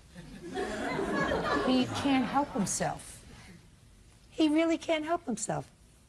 He's going to find his own water level. Right now, driving around in a golf cart sounds perfect for him. And your daughter, if she's working 3 jobs and trying to make something of herself, then you should be very grateful that he's out of the picture. The only problem is she keeps going back for some unearthly reason. I'm just trying to figure out what the reason is. Me too. Well, then try to convince your daughter that this is not something that she wants to attach herself onto. Because if she attaches herself onto somebody who's challenged, she's going to have children who are challenged. God forbid. That's all. Step out. 20-year-old Tyler Gray is suing his ex-girlfriend, 18-year-old Shalia Slayton, and her mother, Tram, for a loan to buy a car and a loan to take a vacation. Mr. Gray, Miss Slayton is your former girlfriend. Right. And this is what your complaint alleges. It alleges that several months ago, you loaned her $1,000 to put as a down payment on a car. She was supposed to make the payments on the car. You were the co-signer on the car loan. She didn't make the payments, and you repossessed the car. According to what I read, you said you sold the car. Did you sell the car, or did you give the car to your mother? My mother took over the car payments. And how much after the car was purchased did your mother take over the car payments? How many months? About 2. Oh. And then you allege that the defendant went on a vacation. She was your girlfriend. She notified you on the vacation that she was short of some money and asked you if you could put some cash in a joint checking account that you had. Right. And you put $300 in the joint checking account because that's what you do. Right. And when she came back from vacation, she broke up with you. That's what you say, right? Yes, we broke up after I got back. No, your answer says that after you came back from vacation, you broke up with him, right? Yeah. So let's take care of the car first. Forget about the car. You gave the car to your mother. She used the car maybe 2 months. Car's your problem. Got it? No, actually, she... No, now you believe, trust me. I want you to trust me. I want you to trust me. That's it. Because if you had sold the car to a stranger at an arm's length transaction, and if there was a shortfall on what you were owed, I might listen to you. The fact that your mother took over the payments, that's not what we call an arm's length transaction. Say nothing. You're driving the car? Yes. That's it. The car is yours. You just bought a car for your mother. And if she's going to make the payments, that's $300. Now, when did you go on this vacation? I went July 15th through the 18th, I believe. And where did you go? I went to Newport Beach to visit my sister as a graduation present. And when did you call him for the $300? Probably that Saturday I was there. Well, you went there on the 15th, 15th, 16th, 17th, and you came Yeah, back on the probably 18th. yeah, the second day I was there, I called him. And when did you break up with him? The night I came back, we actually ended up breaking up. You broke up with him? Yeah. Tell me why. We broke up because this was now a new chapter in my life. I just graduated from high school. I was starting college soon, and I wanted to focus on what I needed to do. When did you come to this revelation? On the 15th, 16th, 17th, or 18th? Don't speak to her. When did you come to this revelation? I had been thinking about it prior to leaving, and when I... And why did you call him and ask him for money? Well, because we had a joint account, and whenever he needed money, I would give him the money. Well, that's because there was goodwill between you. You think that if you had called him up on the 16th and said to him, what's your first name? Tyler. Tyler. Tyler, when I get back, I'm going to break up with you, but right now I'm visiting with my sister and I need $300. You think he would have put $300? Listen to me. You see how you just laughed? See, you just laughed? Just want you to think about that. If you had called him up on the 16th and said, Tyler, I've been thinking about our relationship. I want to move on. I need a new chapter in my life, but I'm down here with my sister. We're having a good time. I need $300. I'm short. Could you put $300 in our account? You think he would have done it? Probably not. Right. So you owe him $300 because you weren't being honest with him. And the fact that you had a joint account where you each put money during the course of your relationship when you had a trusting, mutual relationship with him, that's one thing. But that was pretty sneaky to break up with him the day you... Don't poke her! It was pretty sneaky calling him and breaking up with him 2 days later. How do you think he felt? He felt like an idiot. Felt like an idiot. This wasn't some revelation. I've been thinking about it for a while. Well, this account was actually my account, and he couldn't get an account of his own, so I put him on as my account so that he could deposit his paychecks into there. Yeah. But towards the end of our relationship, he didn't have a job, and he was spending my money. So this was a way of getting It money wasn't back? getting back at him or anything like that. Sure it was. Sure it was. You figure you would cut your losses. What you did was not right. So far on his claim, he gets Zippo for the car, $300 that you had him put in while you were on vacation getting ready to dump him. Now, getting back to your counterclaim. Say nothing. I'm not interested. Do you understand? Let's get to your counterclaim. You say he overdrew your checking account by $700. Yeah. When did he do that? While I was in Newport. Show me. Did you overdraw her checking account, sir? No. All of the ones highlighted are the transaction his card made. I don't even think we had 700. No, highlighted. You have something here on 720 and 721. That's not when you were in Newport. Did you take money out of this account, sir? I didn't take $700 out of the account. No, we didn't have 100 $700 in our account. No. There was 100 taken out on 719, and again on 719, you took out $300. So right after she broke up with you, you withdrew $300 from the account. Is that right? No. Take a look at 719.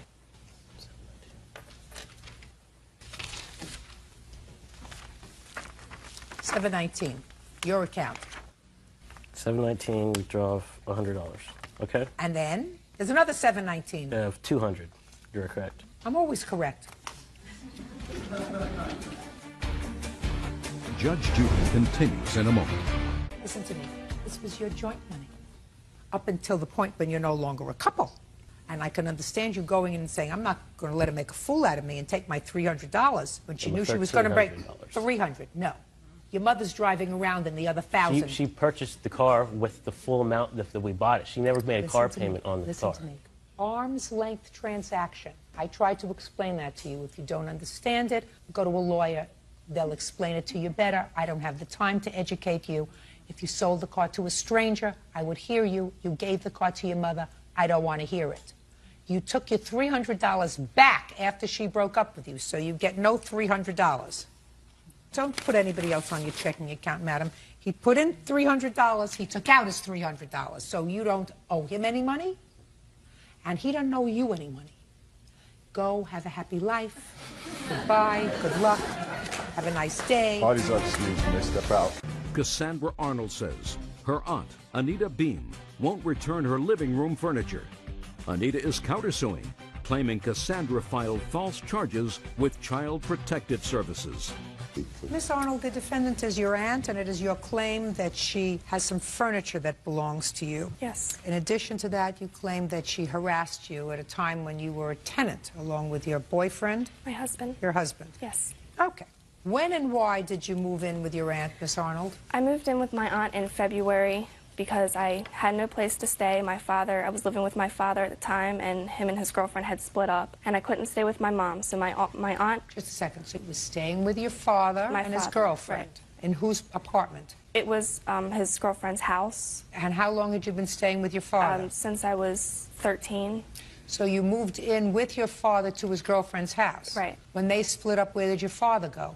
He went to one of his friends' home, and the reason why I couldn't go with him is because I have a little 16-pound cockapoo, and they already have dogs. So my aunt agreed to let me move in with her. I could keep my dog, and I would pay her $200 a month. All right, so you moved in February, $200 a month. Right. And then what happened? Around June, my boyfriend started spending a lot of time with me at my house. My aunt and her boyfriend were having problems. Her boyfriend wasn't working, and he couldn't pay his bills. So my aunt asked us if we would like to move into her basement and pay her $600 a month for the basement, which would include everything in the house, utilities, food, everything. We agreed and moved down into the basement. Okay. What was your boyfriend doing at the time? He was working on roofing. He was a roofer. Okay, that was in June? Yes. Keep going. And in August, my car had broken down, and I couldn't get to him from school. So I let you use my car. Shh. Don't interrupt. You'll have a chance. Okay.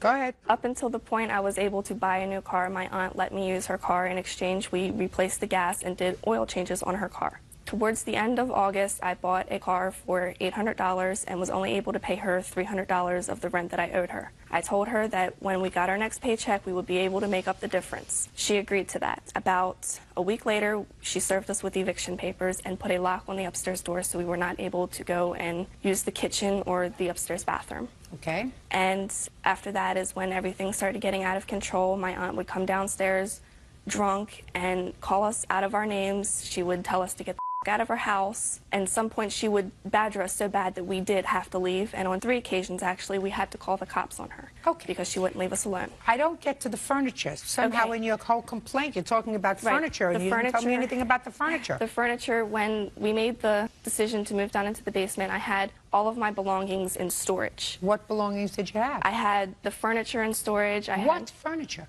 The living room furniture. It was living room furniture. It was a 5-piece sectional couch and 2 antique parquet tables. When had you purchased the 5-piece sectional? The 5-piece sectional couch was purchased in Maryland. By whom? Me and my father.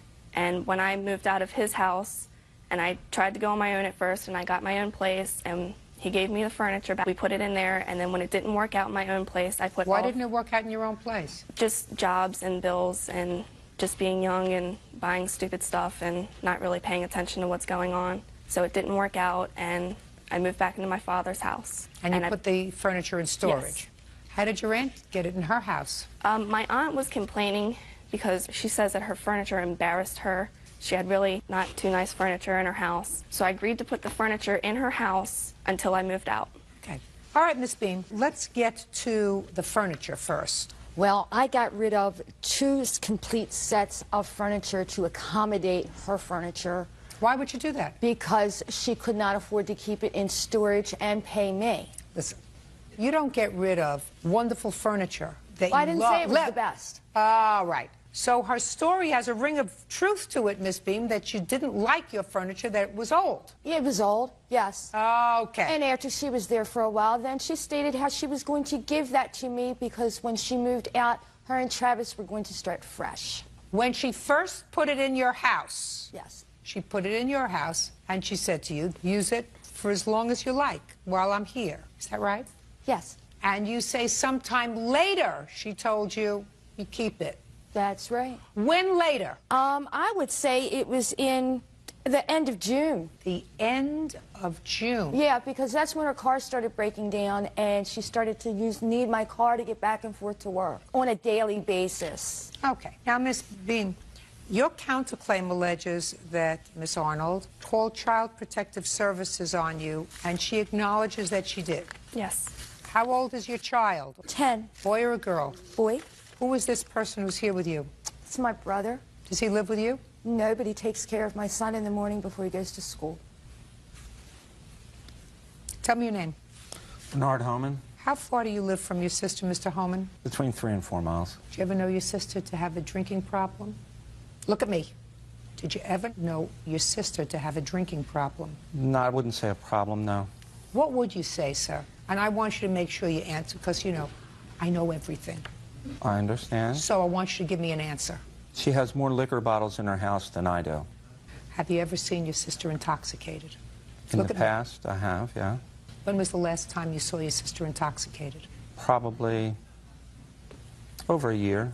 Where? It was at a party. Family party? It was. Did you ever have any concern about your sister and her drinking? Look at me. Don't look down. You see, that's a sign, sir. Okay. That's a sign. Did you ever have any concern about your sister and drinking? No. You should. Why should he? Because, I'm going to answer your question. Because people who abuse alcohol... What makes you think I'm abusing? Shh, listen to me. Listen to me. You ask me a question, I'm going to try to answer you. Okay.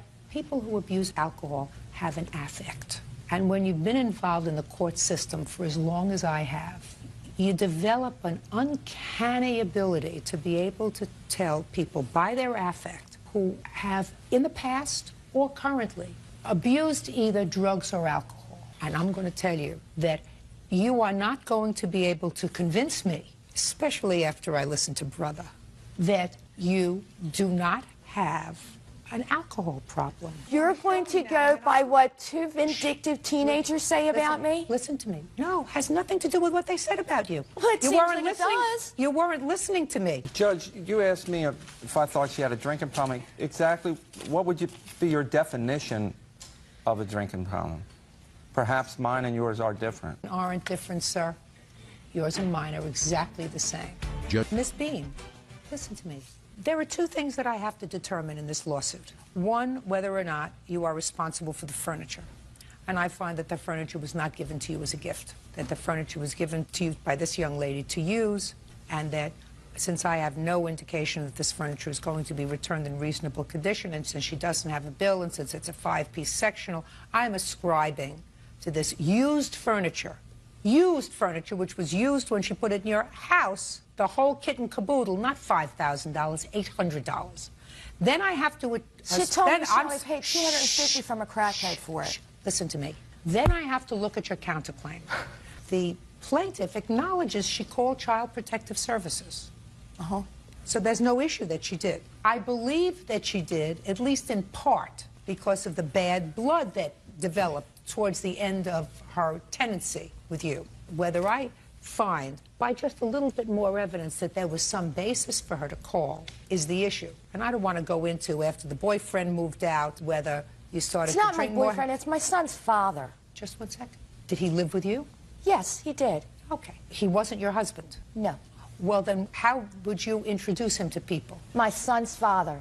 You would say, I'm living with my son's father? Yep. Not your boyfriend, not your fiancé? No, I don't call a man that's 52 years old a boy. Got it? Got it. Okay.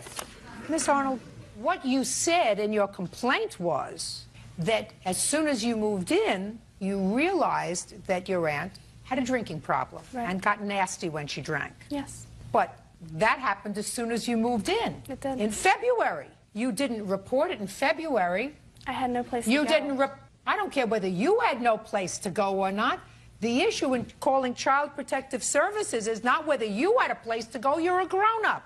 You called Child Protective Services after the eviction to get even. And if you were legitimately interested in the welfare of your 10-year-old cousin, you would have called Child Protective Services in February. I was more... Or March.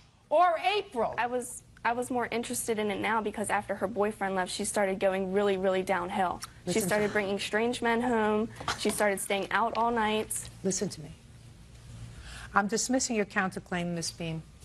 I find that there was, in all probability, justification for her making a report to Child Protective Services, irrespective of what her motives were. I am not directing you to return this sofa, sectionals, and 2 tables to her because I'm not sure what kind of condition they'd be in when they got back to her.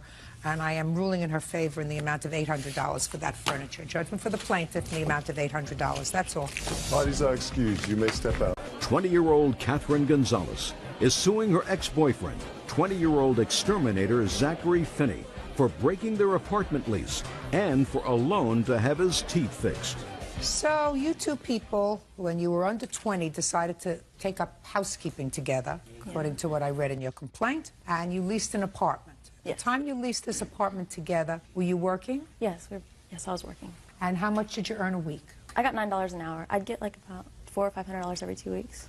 Well, is it $400 every 2 weeks or $500 every 2 weeks? The months differed, but I know in December when we moved in, I made $1,083 and 10 cents in December.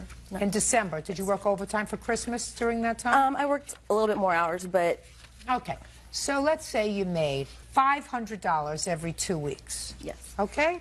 And you, what kind of work were you doing? I was a mover, and I made about, say, $350 every week. So you made about $1,400 Yes, ma'am. a month. And what kind of an apartment did you rent? A 1-bedroom. How much was the rent? $530. When did you sign the lease? We signed it in November, but it began December 1st, 2004. And it was a 6-month lease? It was a 1-year lease. How long did you live there? I lived there until June. So you lived there for 6 months? Yes. And then you moved out? Yes. How long did you live there? I lived there until September 30th of this year. So you stayed on an extra 3 months? I'd say almost 4. Did you pay the rent for the 4 months that you lived there? Yes. They're coming after you for the 2 months rent that remains on the lease after he moved out? Yes, 2 months he didn't pay rent. You want him to pay those 2 months? Yes. And also, he had porcelain veneers put on before we moved into the apartment even. And he promised he would pay me back for those when we went to Mexico to get his porcelain veneers. How long ago was that? That was last fall. So a year ago? Yes, a year ago. Forget about it. I'm not interested in something that happened a year ago. Then you moved in together, you pulled money. Did you have a joint bank account? Yes. Or no? Yes. Yeah. Get over it, Ms. Gonzalez. Okay. Now, why do you think that he should be responsible solely for the last 2 months' rent? You moved out in June. He promised me he would stay there until the lease was over. I told him, you know, he didn't want to live with his parents. I said, you don't have to worry. I won't ever make you live back with your parents. As long as you stay there, you can stay there. I trust you. And he promised that he would stay there until the lease was up. Well, didn't you promise him you were going to stay there until the lease was up when you signed the lease with him? Yes, but until he asked me to leave, then... He asked you to leave, why? There was a lot of reasons. I could have left before. I stayed there to help him pay rent, and really that was the only thing I was staying for towards the end. And the moment he told me that I could leave, I was happy. He said, please leave, and I said, okay. Because he was making everybody's life miserable. Yes. He was... Well, but I still don't get your position that it was okay for you to leave and stick him with the rent, but it's not okay for him to leave and stick you with the rent, or at least half of it. I would have stayed there, but he told me that I could leave. Miss Gonzalez, stop being a baby. 2 20-year-olds, if they're not getting along, don't stay with each other. That's why police come to houses, because people get hot-tempered and nasty stuff that goes on in people's homes when they're not getting along. So you left. Yeah. And he paid the rent. Yeah, he paid the rent. So? So, and he should have continued to pay it until December. Also, he signed... You should have continued to pay it after you left in June. Where did you go? I went to live with my dad. And... Well, if you went to live with your dad, then you had plenty of money. You should have given him No, half I the did not rent. have plenty of money. I had bills... Listen to me. You should have given him half the rent. Said, I'm leaving. Too bad it didn't work out. We shouldn't live together. I'll give you half the rent. I have a piece of paper, though, that says he owes me $800 per month for rent and expenses, regardless of whether we're living. It doesn't say not if Zach doesn't live there. It doesn't say any conditions on it. And so that was my guarantee that he would stay there and pay the rent, because he signed a piece of paper saying that he would. Let me see it.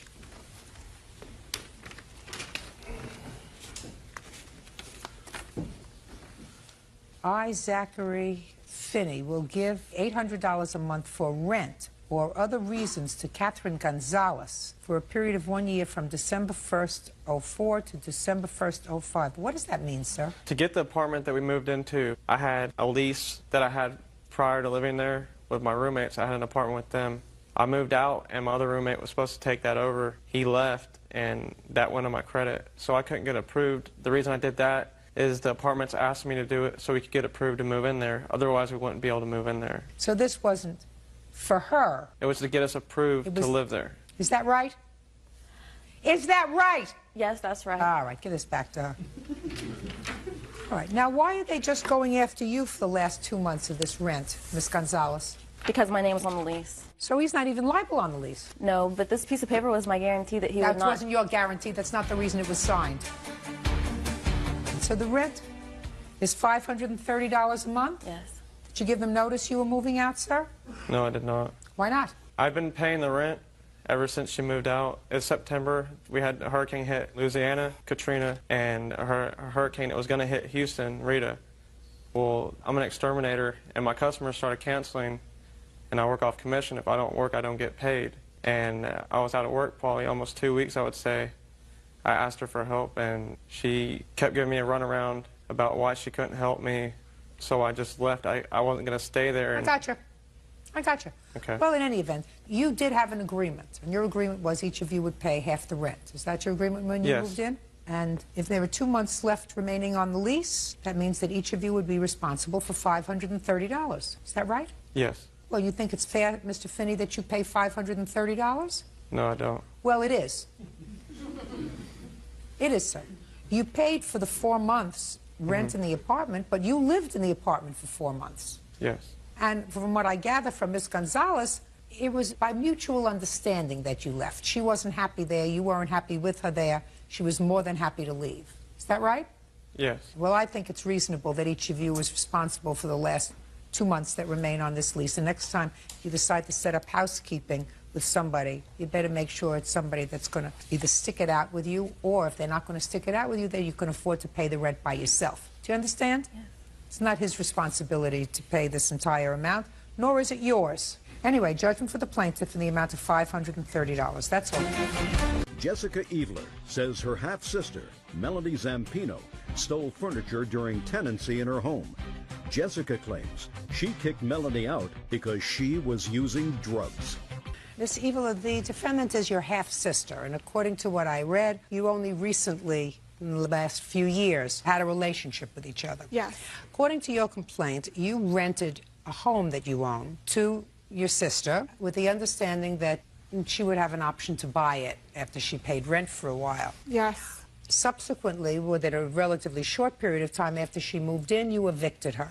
But your lawsuit wants your furniture back. And you say when you left some furniture in the basement that was yours. You allowed her to use some furniture, but when she moved out, she took your things. The defendant says that you gave her a living room set, that the bedroom furniture that you claim you want back was actually repossessed by the company that you had rented it from, so she doesn't have that. And she is counterclaiming because she says that because of your precipitous behavior, which was not warranted by anything she did, she was forced to move. She had moving expenses. She was forced to move very quickly, and she wants to be compensated for that and all of her emotional distress. When did you lease her your house? It was in July. And when did you evict her? I gave her notice September 10th. Had she paid rent in August? Yes. Had she paid rent in September? No.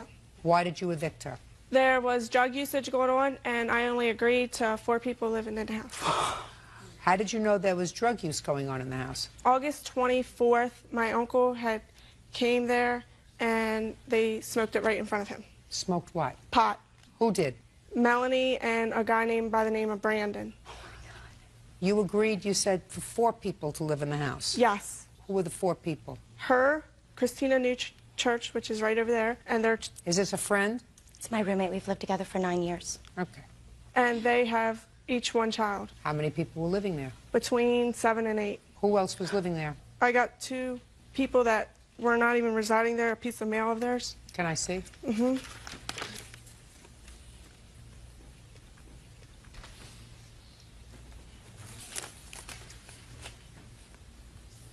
Who's Brandon? My cousin. He did not live there. He stayed there occasionally during the week because Christina works 3rd shift, and he tended the kids. I did pay him. Where did he live otherwise? He lived with his father. Was Joseph? My husband. Some of my utilities were in his name. My husband and I have been separated for... Tell me about the furniture. We did have a verbal agreement about the living room set. If she purchased the home, it would be added in with the cost of the house. However, she didn't buy the house, so the furniture didn't come with the house. And I did try to call her. Go ahead. Let's deal with the living room furniture first. Okay. When we discussed the house, she said to me, you can have my washer and dryer, you can have my living room set, you can have the bedroom set if you pay the last $150 to Color Time where she was renting her bedroom set from. I said, I have an antique set, I don't want the bedroom set, but I will take the living room set because mine is used. The living room set was stained with marker. One of her children must have wrote on it. Her husband works on cars. There's massive grease marks on the one where he must have sat regularly, which I have all pictures to show. She gave me the living room set. She never said if you purchase the home or if we don't come back, because when she actually on September 10th asked me to move out, she told me it was because her grandmother threw her out of the house that she was staying in South Carolina. I do not use drugs, and I'm Can I see a picture of this living room set that she wants back? Of just the living room set in question? Mm-hmm. Because I did bring pictures of my old living room set just to show you why I would switch.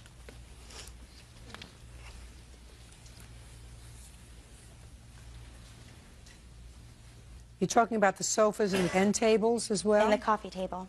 And I did attempt to take pictures of the markings. Well, when I left, there might have been a little bit of, like, grease stains, but there was no marker on my living room set. It was only... When did you purchase it? February of 2 years ago. You have a receipt for it? Mm-hmm. Can I see it, please? And who lived in the house with you? My husband and my 2 children. How old are your children? 1 and 2. This doesn't tell me when you purchased it. Take that, please, Bert. Return that to her. I don't know what this furniture looked like when you left, but certainly a month later, it looks pretty used and pretty abused to me. And when you have 2 young children, that's what furniture like this looks like. Certainly not worth much. You'd have to pay somebody to take it out. You would. You'd have to pay somebody to take out these 2 sofas. What's next? What about the bedroom's furniture? I purchased that, and I actually have the original bill. And when I got into my house in late September, I came to clean it up and stuff. The bed was set up, but it was sliced. The bed was set up in the basement like someone had been sleeping there. So what are you talking about, just the mattress? The mattress and the headboard was damaged, and I have pictures of that. Who slept on the mattress? When we lived there, me and my husband. When I lived there, no one. I had my own set. Fine. Did you slice the mattress? I did not. I also have a letter from Color Time saying that they repossessed her bedroom furniture that she left in the basement. We're not talking about that. We're talking about the mattress. Oh. And they took the dressers, by the way, because I had asked them to take the dressers. We're not talking about a whole bunch of money. I mean, we're certainly not talking about $3,500. Maybe we're talking about $100. I'm just trying to figure out why we're all here. I'd like to make a statement on that. Go ahead. Judge Judy, because I feel that we're here for the same reason that Jessica, the only time she ever interacts with me is when there's trouble to be made. When she needs something, she'll call me. When she needs a babysitter, she'll call me. I actually paid money to find her because I wanted to know my sister. And the only thing that's coming out of this, no matter how you look at it, is a destroyed relationship. That's unfortunate. When did she tell you to move? September 10th. And when did you move? She gave me until September 28th when she started calling the law and having her stepfather threaten to put me out the quote-unquote old-fashioned way. Did anything happen September 10th that precipitated this? No. I basically had coming back to Pennsylvania. My grandma her name's on the house also, so she had a decision to make, and she made that. That doesn't give me an answer. That's a lot of double talk. You were coming back to live there, is that right? Yes. All right, so you were coming back to live there, so you told her to move. Yes, well, the drug usage was the reason why. No. Because if the drug usage was the reason why, you would have told her to move on August 24th or August 25th. You didn't. Or the 26th, 27th, 28th, 29th, 30th, 1st, 2nd, 3rd, 4th, 5th, 6th, 7th, 8th, and 9th. You told her to move on September 10th because you had to come back to your house. So stop making up excuses. You get it? Yes. And you had a responsibility to give her 30 days notice. You didn't do that. In that town, you only have to legally give 10 days. Because you're not allowed to legally rent without a renter's permit, and she didn't have one. Not nice. So you get nothing. Not even the $100 that maybe your mattress is worth if it was destroyed, and maybe your coffee tables were worth. Because what you did was the wrong thing, because they're living there with, let's say, 4 people, including 2 children. 2 children who by September 10th have started school, have settled in, and because you can't live where you were going to live and had to come home, you told them to move and gave them what I consider no notice. Not even the right thing to do to a stranger, but to do to somebody who's related to you? Outrageous. Now, where did you move? I live in Dover. I'd like not to say exactly where because I don't... Fine. Did you pay her September's rent? I did. I have that here. Can I see it, please? Then she didn't pay August. She paid 1 month. How many months' rent did you pay? I only paid September because when she moved, I was supposed to move in September 1st. When she moved, she had gone down to South Carolina and came back. There was some, like, flooding. People were messing around with her house. She said, Melanie, please just move in as soon as possible. I had to clean up as well. Just a second. When did you move in? Mid-July. Well, then you should have paid 2 months' rent. You only paid 1. You saved a little bit of money so that you had enough money to put down on another apartment. Gonna entertain? Yes, the only problem that I had was just finding something. We moved, we And you lived found just fine. something? Yes. That's good. Can I say something, Matt? The electric and gas was shut off September 22nd. When my grandfather went the 26th, everything was moldy, the freezer, everything. So they were out for a while. Listen to me very carefully. You did the wrong thing. You wanted to move back to your house. You wanted her out. It had nothing to do with drugs or other people living there. It had to do with you coming home because you had no place else to live. So I don't know why you're suing her, because the truth of the matter is, if you hadn't brought this lawsuit, she wouldn't have counterclaimed. She was willing to forget it. Yes, I Forget redid an it. entire It's over. room. It's over. You did the wrong thing. You owe an apology, not a lawsuit. Case is dismissed. That's all. Parties are excused. You may step out. 22-year-old daycare provider Melanie Bartlett is suing former client Thomas Jones for unpaid daycare fees and late charges. Thomas says Melanie left his son in the care of a certified schizophrenic. Miss Bartlett, you run a daycare service, is that right? Yes, I do. And Mr. Jones had 1 child? Yes. A little boy. Yes, ma'am. Enrolled in your daycare. Is your claim that he took the child out of daycare without giving you notice, that he owes you for a certain period of time that the child was there when he didn't pay, and he also owes you for a whole bunch of late fees because he took the child out without notice? Mr. Jones says that he owes you some money for the daycare. That's correct, Your Honor. It is his claim that he had good cause to remove his son from your daycare because you were not properly caring for him. That is not true, Your Honor. So let's resolve what we can resolve, and then we'll get on to what's in dispute. How much money, Mr. Jones, do you owe her for the time your son, who was how old at the time? 14 and a half, 15 months, Your Honor. How much do you owe Miss Bartlett for the time she did, in fact, care for him? Approximately 2 weeks, Your Honor. Okay. That's And untrue.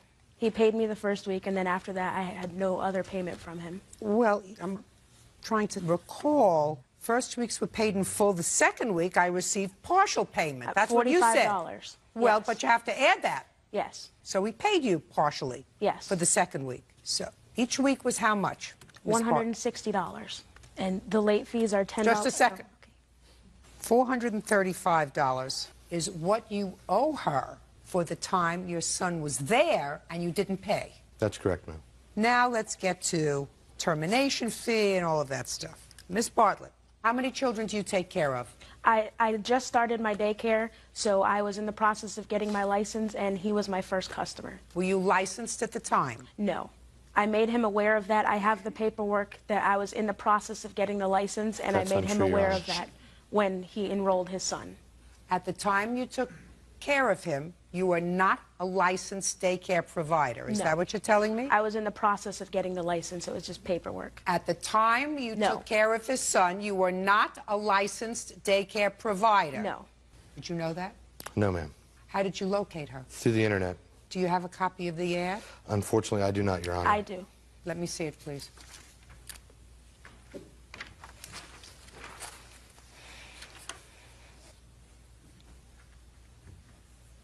Oh, well, this is deceptive, Miss Bartlett. Melanie Bartlett, that's you. License number upon request. The only choice was to put in a license number or to say upon request. And I was No, in the process. choice is I don't have one. That's your choice. When I say it's deceptive, it says upon request. Upon request means I have one and I'll give it to you if you ask me for it. So that's deceptive. Now let me see the contract that he signed. In the contract, do you say that you are not licensed? I didn't mention anything about being licensed or not licensed in the contract, no. Well, then that's deceptive, Miss Bartlett. That's one thing. Got to ask questions. Yes, Better questions when you're turning over the most precious commodity that you have to somebody that you don't know. Your license, check to make sure it's a valid license with the state. You know how to do that now? Yes, ma'am, I do. All right. The most egregious thing, if it's true, is he removed the child from your care during the second week in October. Is that right? Approximately that, yes, ma'am. And on October 7th, according to you, something happened. Want to tell me what happened? I was informed by Melanie that she was going to a funeral. She asked if she could take my son to this funeral. She told me her mother would be going to watch my son. That is untrue. I don't want to hear.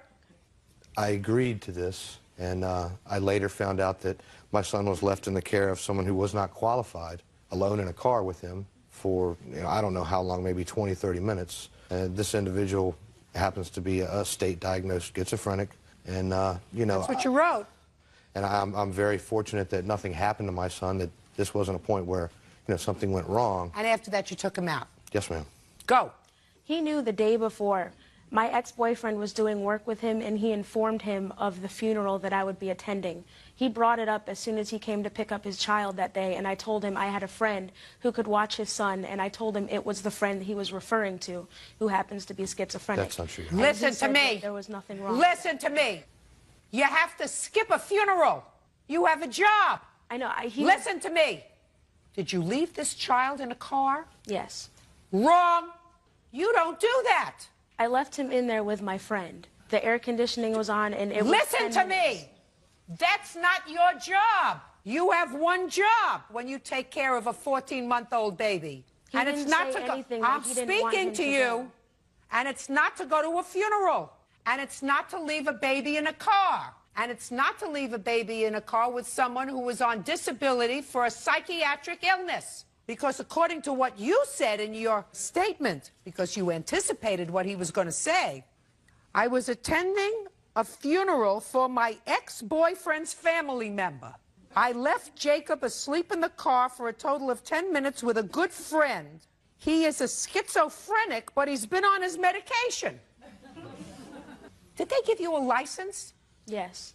That's a big mistake. I would trust him with my own 9-month-old daughter. and That's he's watched your her on several prerogative. occasions. Listen to me. That is your prerogative. You can trust him with your 9-month-old if you wish. You cannot trust him with somebody else's 9-year-old. Do I make myself clear? Yes. So you don't get termination fees or late fees or any other fees. He knew the day before that... Listen, I don't care what he knew. There is no way that you're going to tell me that you told him that you were going to leave his son in a car with a diagnosed schizophrenic but who's taking his medication. I don't believe that you told him all of that. My mother was there when I told him wouldn't that. believe you if you told me or your mother told me that. What I am going to give you is the money that he owes you for the time that he used your services. It's written in the contract about the late fees. He gave me no notice. I had no I wouldn't indication. give you a second notice. I had no idea he was not going to bring his son back to me. Listen We to me. moved- I don't care whether you knew or not. You're not getting it. Maybe your mother can explain it to you. Maybe the state where you live will listen. Because after what I said to you, if you still think that it was appropriate to leave a child in the care of a diagnosed schizophrenic who receives disability, that speaks to your judgment in caring for infants ages 0 to 2, which is what you wouldn't let you take care of a guppy age 0 to 2. Judgment for the plaintiff in the amount of $435, and you're lucky you're getting it. That's all. 22-year-old daycare provider Melanie Bartlett is suing former client Thomas Jones for unpaid daycare fees and late charges. Thomas says Melanie left his son in the care of a certified schizophrenic. Miss Bartlett, you run a daycare service, is that right? Yes, I do. And Mr. Jones had one child? Yes. A little boy. Yes, ma'am. Enrolled in your daycare.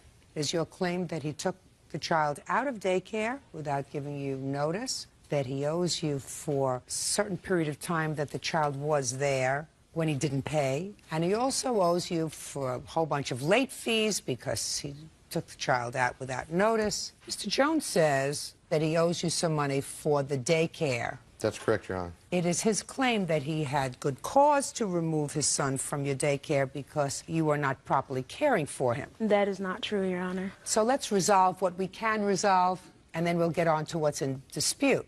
How much money, Mr. Jones, do you owe her for the time your son, who was how old at the time? 14 and a half, 15 months, Your Honor. How much do you owe Miss Bartlett for the time she did, in fact, care for him? Approximately 2 weeks, Your Honor. Okay. That's untrue. He paid me the first week, and then after that, I had no other payment from him. Well, I'm trying to recall. First weeks were paid in full. The second week, I received partial payment. That's what you said. $45. Well, Yes. but you have to add that. Yes. So we paid you partially. Yes. For the second week. So each week was how much? Miss $160. And the late fees are $10. Just a second. $435 is what you owe her for the time your son was there and you didn't pay. That's correct, ma'am. Now let's get to termination fee and all of that stuff. Miss Bartlett, how many children do you take care of? I just started my daycare, so I was in the process of getting my license, and he was my first customer. Were you licensed at the time? No. I made him aware of that. I have the paperwork that I was in the process of getting the license, and I made him aware of that when he enrolled his son. At the time you took care of him, you were not a licensed daycare provider. Is that what you're telling me? I was in the process of getting the license. It was just paperwork. At the time you took care of his son, you were not a licensed daycare provider. No. Did you know that? No, ma'am. How did you locate her? Through the internet. Do you have a copy of the ad? Unfortunately, I do not, Your Honor. I do. Let me see it, please.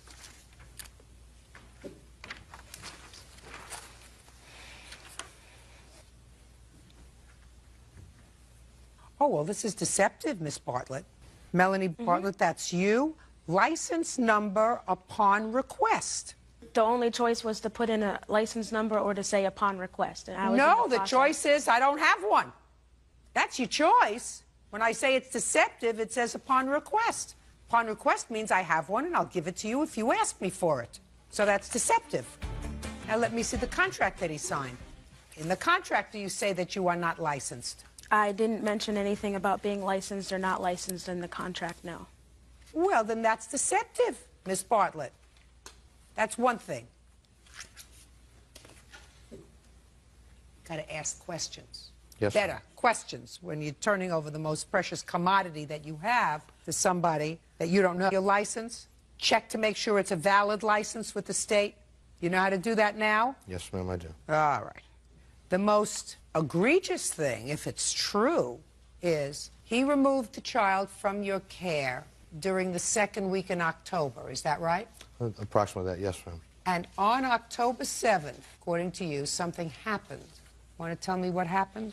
I was informed by Melanie that she was going to a funeral. She asked if she could take my son to this funeral. She told me her mother would be going to watch my son. That is untrue. I don't want to hear. I agreed to this, and I later found out that my son was left in the care of someone who was not qualified, alone in a car with him for, I don't know how long, maybe 20, 30 minutes. And this individual happens to be a state-diagnosed schizophrenic, and, That's what you wrote. And I'm very fortunate that nothing happened to my son, that this wasn't a point where, something went wrong. And after that, you took him out. Yes, ma'am. Go. He knew the day before. My ex-boyfriend was doing work with him, and he informed him of the funeral that I would be attending. He brought it up as soon as he came to pick up his child that day, and I told him I had a friend who could watch his son, and I told him it was the friend he was referring to, who happens to be schizophrenic. That's not true. And Listen he to said me. that there was nothing wrong. Listen to me. You have to skip a funeral. You have a job. I know. Listen to me. Did you leave this child in a car? Yes. Wrong. You don't do that. I left him in there with my friend. The air conditioning was on, and it was Listen 10 to minutes. me. That's not your job. You have one job when you take care of a 14-month-old baby. He and it's didn't not say to go. anything that I'm he didn't want speaking him to to you. go. And it's not to go to a funeral. And it's not to leave a baby in a car. And it's not to leave a baby in a car with someone who was on disability for a psychiatric illness. Because according to what you said in your statement, because you anticipated what he was going to say, I was attending a funeral for my ex-boyfriend's family member. I left Jacob asleep in the car for a total of 10 minutes with a good friend. He is a schizophrenic, but he's been on his medication. Did they give you a license? Yes. That's a big mistake. I would trust him with my own 9-month-old daughter. and That's he's watched your her on several prerogative. occasions. Listen to me. That is your prerogative. You can trust him with your 9-month-old if you wish. You cannot trust him with somebody else's 9-year-old. Do I make myself clear? Yes.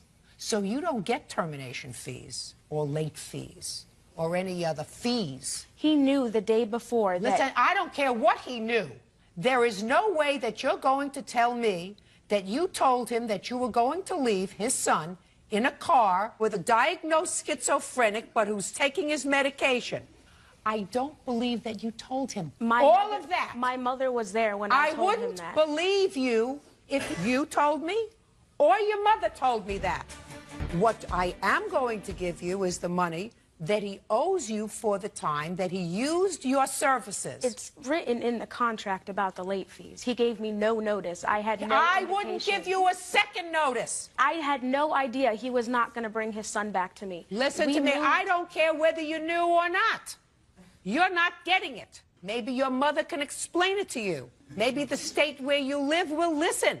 Because after what I said to you, if you still think that it was appropriate to leave a child in the care of a diagnosed schizophrenic who receives disability, that speaks to your judgment in caring for infants ages 0 to 2, which is what you wouldn't let you take care of a guppy age 0 to 2. Judgment for the plaintiff in the amount of $435, and you're lucky you're getting it. That's all. Maggie O'Miller claims Teresa Chaidez is in possession of a ring belonging to her. Teresa is countersuing, claiming Maggie embarrassed her at her place of business. Miss O'Miller, it is your claim that the defendants are in possession of a ring that is yours. That's right, Your Honor. And it is a ring that left your possession at some point. You don't know how, you don't know when, but you saw Miss Chaidez wearing the ring in a store. She was employed in the store. You looked at the ring, and since you say it was a unique ring made for you, you were sure that it was yours. You told her it was yours. You went and got the police. They came back. She said her boyfriend or fiancé had given her the ring several years before. This is the fiancé, Mr. Tapia, who says that he purchased the ring, that he paid $1,000 for it, and you want your ring back or money. I want the ring.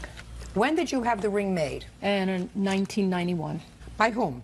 By Creations in Gold up in Seattle, Washington, and this is the jeweler and her husband that made my ring. Well, who made the ring? This lady or her husband? Her husband, and he's since deceased. All right.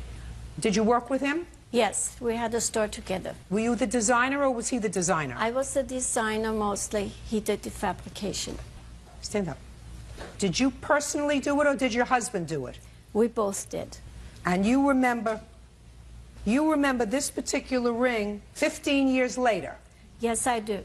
Where did you get the model from for the ring? It was our design. My husband made Can I see the ring, please? Ring for me first.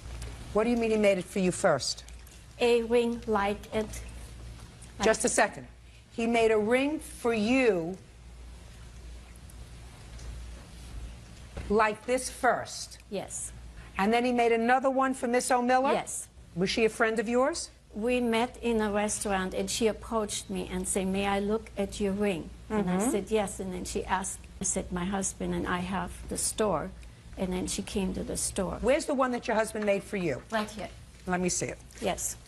Do you want another one that he made? These were made together at the same time. I just want to see the one that he made for her. Okay. Well, these are practically identical. Yes. Except the gold is different. Yours is heavier. One that she says is hers is lighter. Practically identical. And your husband, did he surprise you with this? Is my question. Did your husband surprise you with this ring? Yes, he did. So that you are not telling me the truth. What's your last name? Grenzner. You are not telling me the truth when you say that you designed it with him, because these rings are practically identical. And if what you're telling me is that your husband surprised you, listen to me, surprised you with your ring, that means that you didn't design it. That means he designed it. We designed it, but he surprised me, and I got the ring for Christmas. Yes, he surprised me with the ring, but not with the design. That is the truth. Madam, that's a lot of double talk. No. If your husband surprised you with the ring, that means that he designed it and gave it to you as a surprise. A husband doesn't say, I want to surprise you with a ring. Let's sit down and you design it, and then it's going to be a surprise. Husband says, I'm going to surprise my wife for Christmas and give her a ring, which he designed. And then when she came in and wanted a ring similar to yours, two of you may have gotten together and say, well, we can make a ring very similar to mine. It's not exactly the same because this is more weight. This is less weight than yours. You understand that. But you did not design it. Sit down. Can I show you one that he designed to go with that ring? No, it's not necessary. Okay. Not necessary. There's nothing unique about this ring. You've been around jewelry as long as I've been around jewelry. This is, may not be exactly the same, but it's not unique. Now, when was the last time, Miss O'Miller, when was it that you actually saw your ring that either is this ring or is similar to this ring? Approximately about 3 years ago. Where did you see it 3 years ago? In my home. When did you first miss your ring? Probably about a week after I'd moved. Which was when? 3 years ago. Do you have a police report? I never made a police report because I didn't know at the time it was lost or stolen. I just thought I'd misplaced it, so I didn't call. Well, maybe you lost it. Is that possible? Possible. Did you have a moving company move you? It was a small moving company that had moved. So the answer is that you had a moving company move you. Right. So 3 years ago, you did not make a report of any stolen property. Correct. So you did nothing. Nope. Now, where did you buy this ring, Mr. Tapia? In Indio, California. Where? At a pawn shop. Had you ever been to that pawn shop before? No, it was my first time there. Do you remember who you dealt with there? No, I just remember taking my grandmother with me, and it was $1,000, so I asked her to loan me $500 of it. You gave him $500? Yes, I loaned him $500. Did he ever pay you back? Yes, he paid me $100 a month for 5 months. Okay. So? So I believe that's my ring. I could tell by the flat back. That was one of his trademarks. It's like the one I have now. Miss O'Miller, this is a legal issue. If I believe Mr. Tapia that he purchased this ring at a store for $1,000, he becomes what we call in the law a purchaser in due course for value, which means this ring is probably worth no more than $1,000. It has very tiny stones. It doesn't have the, I don't know how much you paid for it. $3,000. Well, you overpaid. You can give this back to her. Let us say you lost the ring. Let us say somebody else found the ring and brought it to the pawn shop. In commerce, there's a rationale behind this rule. In commerce, unless you're dealing with a car or a boat or a house, which has to be in writing, if you purchase something and if you purchase it for value, you get the title to it. Now, if Mr. Tapia bought this ring on the street for $50, then he is not a purchaser in due course for value. Then he is on notice that this may be a stolen ring, because nobody sells a ring that's worth $1,000 for $50 unless it's stolen goods. But I believe him, and I believe his grandmother, that they paid $1,000 for this ring. That doesn't mean you get it back. First of all, his name was not Topia when I was going through all this. His name was Estrada. Then I got a phone call from a man claiming to be a lawyer representing Mr. Estrada. The man that subpoenaed these people with their warrants talked to the lawyer that he's... Just what kind of warrants? What are you talking about, warrants? Well, you know, when you go and form... How do I say it? You went to her place of business where she works as a salesperson. You saw the ring. You said, let me see the ring. She showed you the ring. You said, where did you get it? She said, my boyfriend gave it to me. It's an engagement ring. You said, I have a ring like that. I think it's mine. She said, no, it's mine. You left. You went to the police. You brought the police back to her place of employment because that's her counterclaim, that you embarrassed her. Okay, so now we're at a point where you brought the police back to her place of employment and you said, that's my ring, and it must have been stolen. Is that what you said? No. What did you say? I went home, called the police, and said I saw my ring on her finger at Mathis Brothers. Okay. The police lady said, he'll meet you in 15 minutes over at Mathis So then you Brothers. went to Mathis Brothers, and she was there, and she said, it's my ring. Can I Yeah. say something? The officer did say it was stolen, that she said it was stolen. But in front of me, she said it was lost. So far, I haven't heard any libel, slander, or defamation. She didn't accuse you of stealing it. Well, when she brought the cops... You were embarrassed. I was embarrassed. You were embarrassed, but that, you know, that's unfortunate. But she's entitled to do that. She said, this is my property. I want it back. Okay, so... Then I talked to him, and he said, well, for $1,000. He said, it's probably a ring, and for $1,000 you could have it back. And I said, why should I buy something back that's mine, that I feel is mine? Is that what you said to her? No, I said that I bought the ring for $1,000, and if she wanted it, she'd have to pay me $1,000, which what I paid. Is that what he said to you? Well, that's different from what you just told me, Miss O'Miller. What did I just say that's so different? You can have it back for $1,000. That's different from saying I paid $1,000 for it, and if you say it's yours, I'm willing to give it back to you, but you have to pay me what I paid for it. That's different. One has a positive connotation and one has a negative connotation. I can see how you said it just then, yes. I can. No, see how you said it. Okay. Go ahead. I'm listening. I'd like to know why all of a sudden his name became Mr. Topeka. I don't know. I have a very long name myself. Judith, Blum, Levy, Scheindlin. My name is very, very long. That has nothing to do with the fact that you lost your ring 3 years ago, and you can't have it back.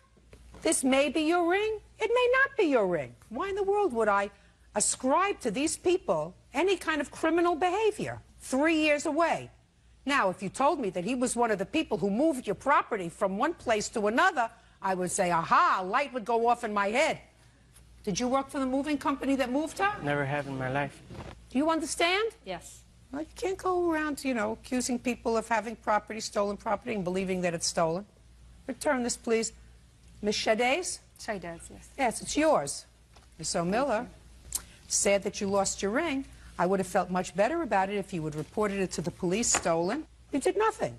And who knows what happened to it in 3 years? It may have fallen in a truck, and 2 months later, somebody found it in the truck and said, I don't even know where this came from. Said, I'm going to sell it, and I'm going to sell it to a pawn shop and see what they give me for it. He sees it. He goes with his grandmother. He says, I only have $500. Can you lend me the other 500? I believe his grandmother when she said that he paid her back. You don't get your ring back, Miss O'Miller. She also doesn't have to pay you for embarrassing you in the store. She didn't accuse you of stealing it. Well, when the officer came, he said that, you know, it was stolen. And, I mean, I felt embarrassed when he comes into my job and, you know, you don't she made me lose time off of work. And she also had my address with, I don't know how she got my new address. I just moved into a new house. I feel like she's stalking me. She's not stalking you anymore. She has. She's not stalking you anymore. She is entitled work. to sue you. Listen to me carefully. She's entitled to sue you. She had a good faith basis to believe that this was her property. And quite frankly, unless you could establish to my satisfaction, which you have, that you were a holder in due course for value, which means you paid value for this ring, I might have returned it to her if I believed it was hers to begin with. But I believe that you purchased it, and I believe you purchased it in good faith with your grandmother. I believe you paid value for it, and therefore the title is clear, is in your name. Do we all understand that? Good. Thank you. Parties are excused. You may step out. Tanya Blishak is suing her former co-worker, Julianne Rouse, for startup money to sell Mary Kay Cosmetics. Miss Blishak, according to what I've read in your complaint, you and the defendant worked together in a hair salon period of time, and in addition to your regular work, you were making some money on the side selling Mary Kay Cosmetics. You tried to get Miss Rouse to become a representative for Mary Kay and claimed that you sold her a quantity of product. You put it on your credit card because she asked you to, with the understanding that she would pay the credit card bill. She paid some, but not all, and you want the balance. Ms. Rouse says that you sort of pressured her into becoming a representative. She paid you back a total so far of $1,400 for the product that was purchased, according to her, without her consent. She stopped selling the product. She still has 6 boxes of it at home that you're welcome to have because she says she's paid enough. Yes. Judge Judy continues in a moment. I sold it for about a month. That's a fib that you just told me, because you told me a moment ago that after a month, so that means that you were at least selling the product for 2 months. Real cases, real people. Judge Judy. Tanya Blishak says former co-worker Julianne Rouse owes for a loan to buy Mary Kay Cosmetics. Julianne says the makeup was forced on her. When did you start to sell Mary Kay Cosmetics? September of 2001. And what percentage do you get of what, for instance, Miss Rouse would purchase from Mary Kay? At the time, I did get 13% on her order, but I would like to state... Go ahead. Okay. Oh, I just want to say that I explained to her completely and full detail that she does not have to order any inventory whatsoever. It is for her benefit to have inventory if she wants it, so that she can give it to her customers when they buy it from her. That's completely her option. She doesn't have to do it, and she chose to do one of the big ones. When did she purchase this product? In April of '04. And how much did she purchase? She purchased a $2,400 order. Now, tell me under what circumstances you financed her order of $2,400. It was with my credit card. Why? She had been a customer as well before, and I had no problems with her financially. She paid her orders. There was no problems. And she wanted to get started with a business. She said she didn't have a credit card and you can't pay cash. And she wanted to do it, and I told her that I would help her out. She was going to pay me back the next month, and we were going to be done with this. From where was she supposed to get $2,400? I don't know.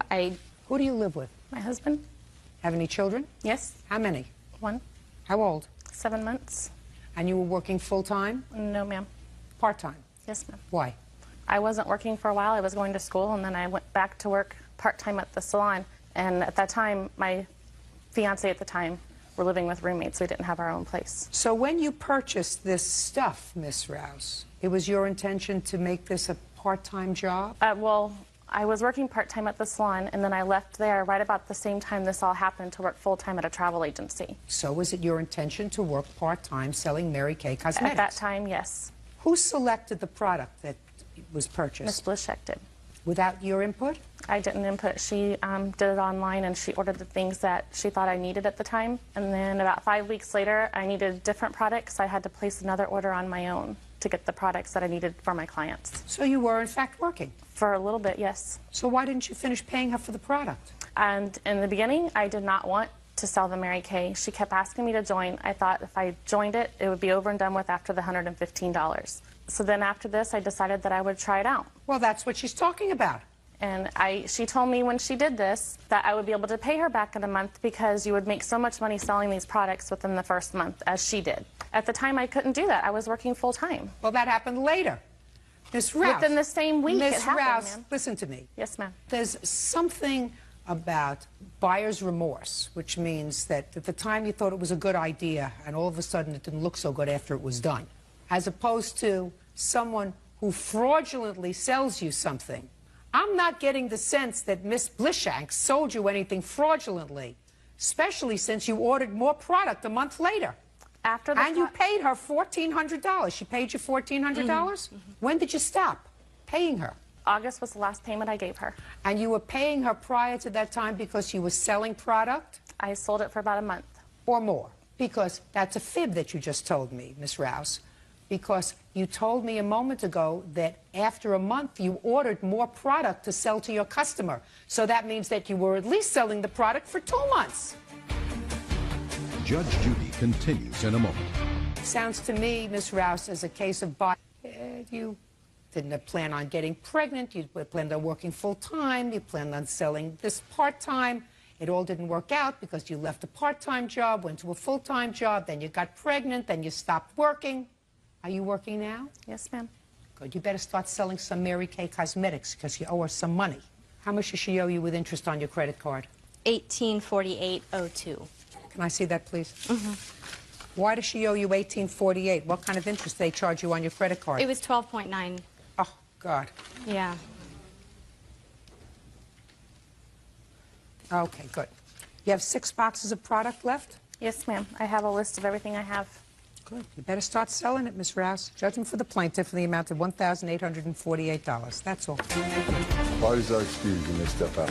Michael and Robin Thompson claim former neighbor Suzanne Statham owes for harassment and vandalism to their car.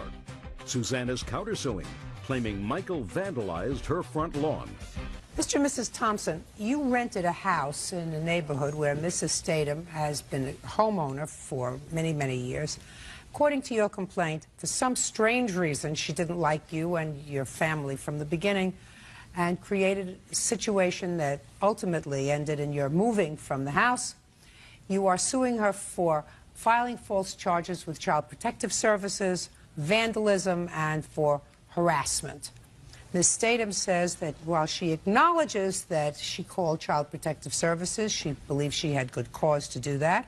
And with regard to the vandalism, she said she would never vandalize your car. However, she has proof that you did vandalize her property, and she is counterclaiming.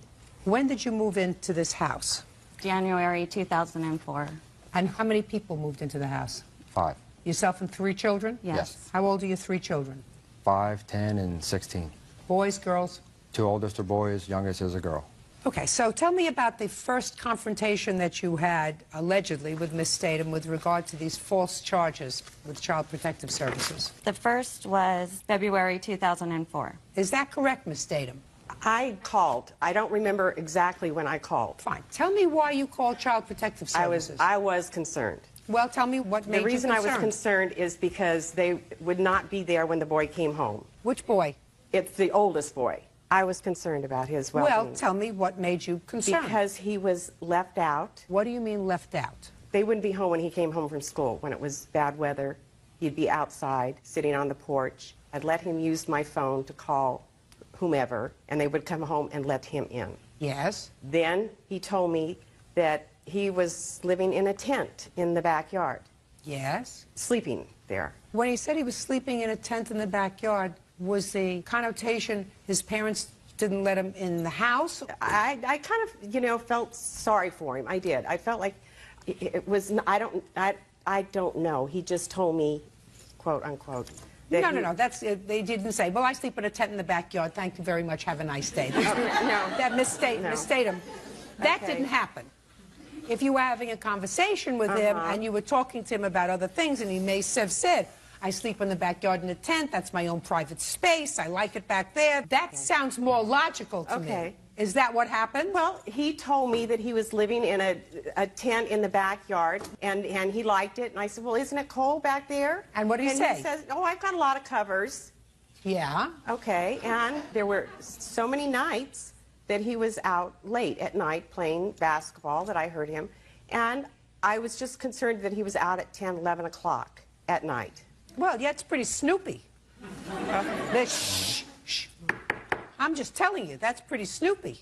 We're talking about a 16-year-old boy being out at 10 or 11 o'clock at night and saying to you that I sleep in a tent in the backyard and I sleep under covers and I'm very happy. Do you have teenage children? I've had teenage children. Did they ever do anything that was bizarre?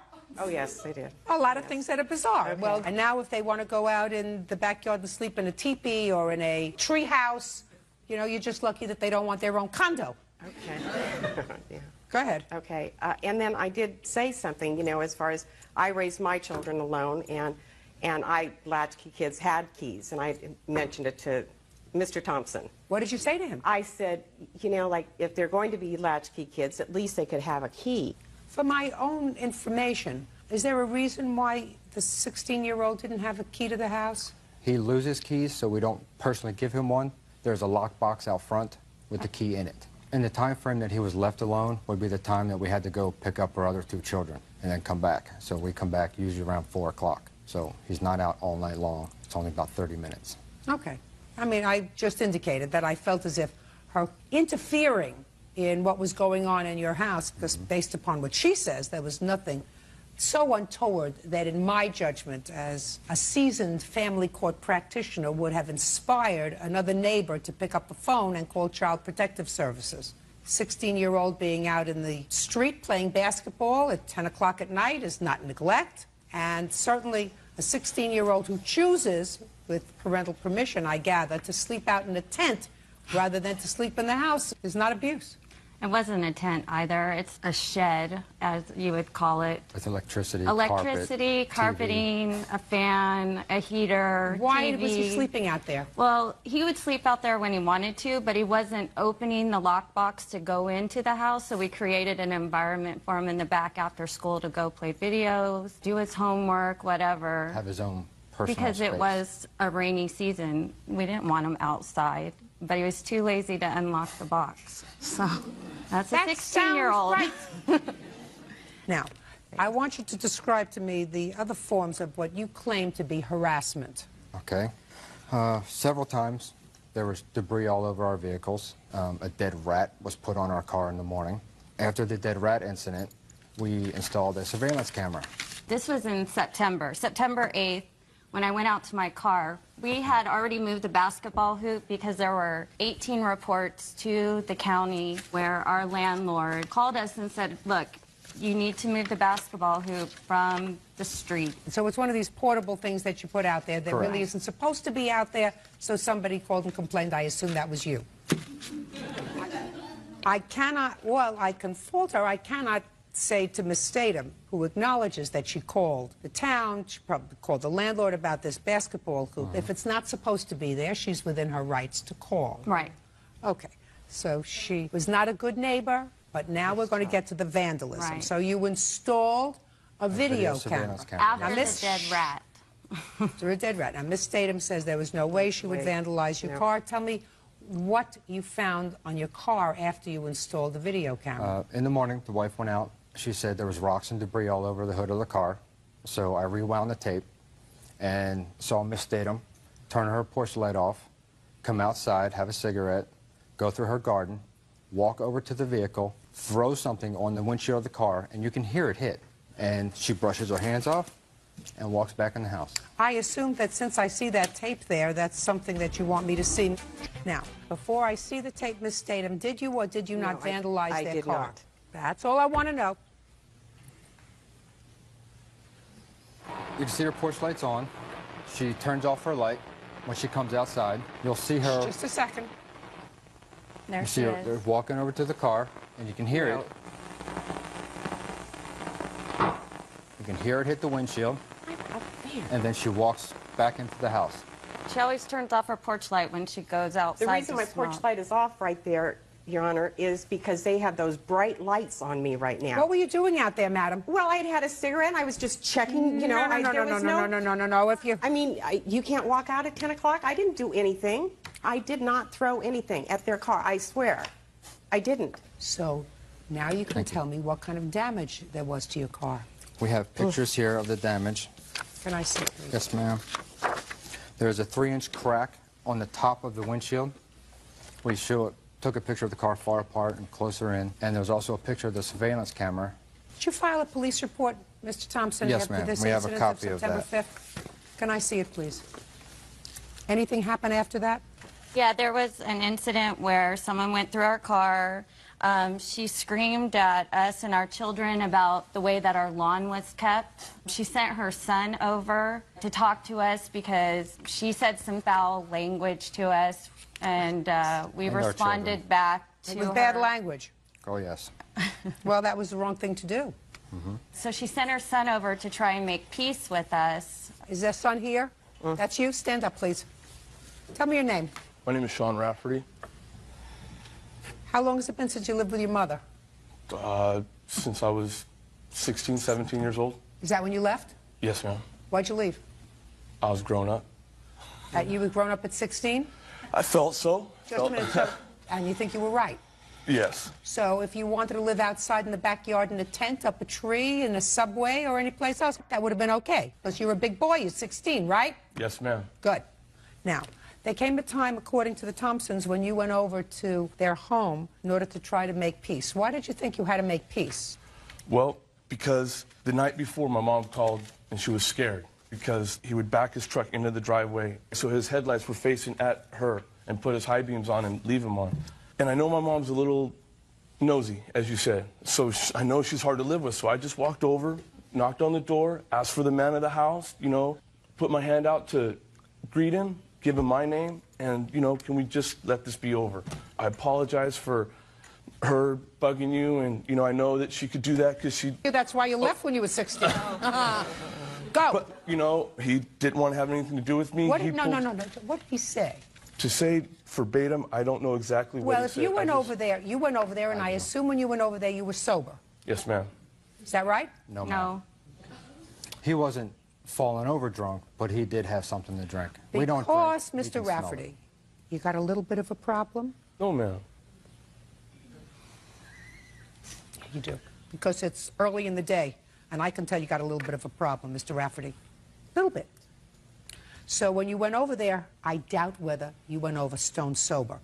What did he say to you when he came over? When he first came to the door, he said, basically, that's my mother across the street. And I remember saying, I'm sorry to hear that. And he kind of had an attitude at first. No, what did he say? Don't tell me he had an attitude. He was just kind of rambling on, telling me that his mother drinks on certain days. She's very nosy. She just wants you to cut your lawn the way she likes it. Clean up the trash from the side, which we cleaned out our garage, so our trash cans were full, so we had to wait till the next trash day. So she didn't like that fact. And then he calmed down, I guess, and, you know, tried to apologize for his mother. And said, let it just go. Correct. And what did you say to him? That's fine. Tell your mother, leave us alone. We don't want nothing to do with her. Don't talk to us. Don't talk to our children. Stay away from us. And we also sent her a letter to that effect. Can I see the letter? Yes, ma'am. This was sent on July 6th. Okay. Now, Mr. Thompson, Miss Statham says that she has a witness. I assume that would be you. Is that right? Yes, ma'am. Who's going to testify on her behalf that he saw you damage her property. Is that true? No, ma'am. I say he's a liar. Well, I'm going to be able to tell if he's a liar, because that's my job. And I'm usually pretty good at it. Okay. Mr. Rafferty, you can sit down.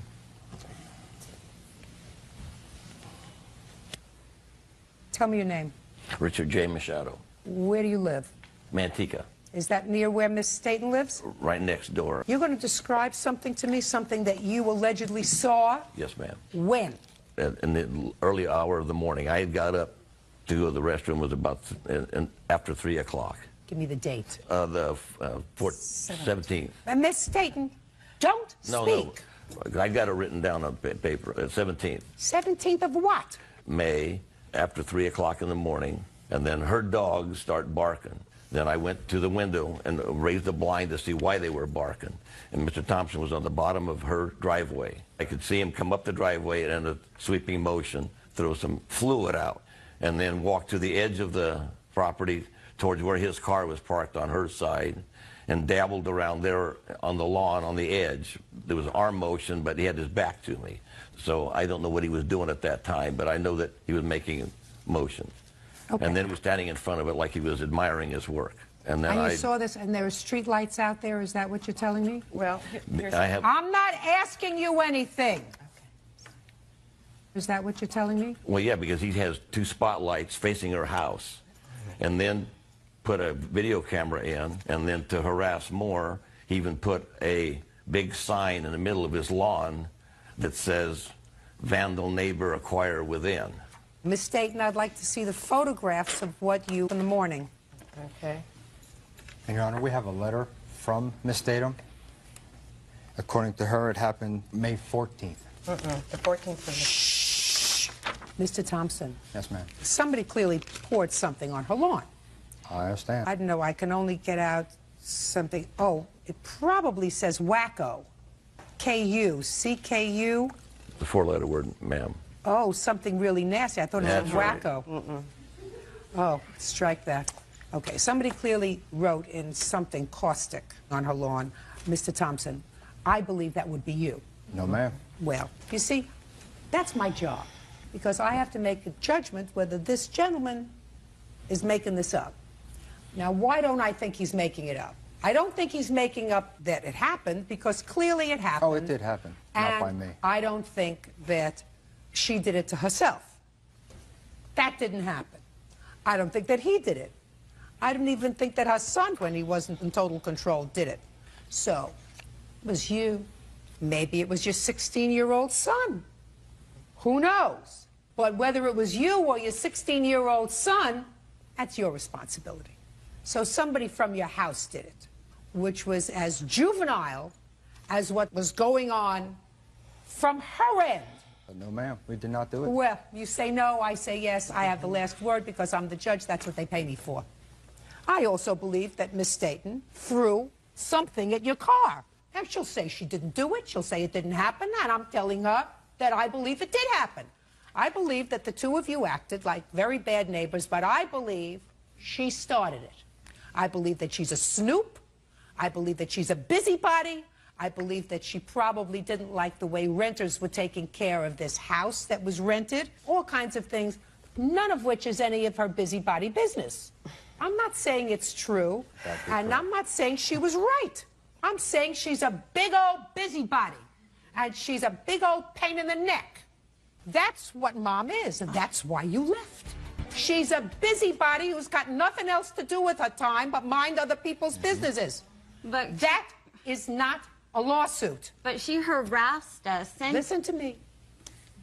No, CPS coming over not once but twice, pulling our children out of school, checking their bodies. Listen to me. You're absolutely right.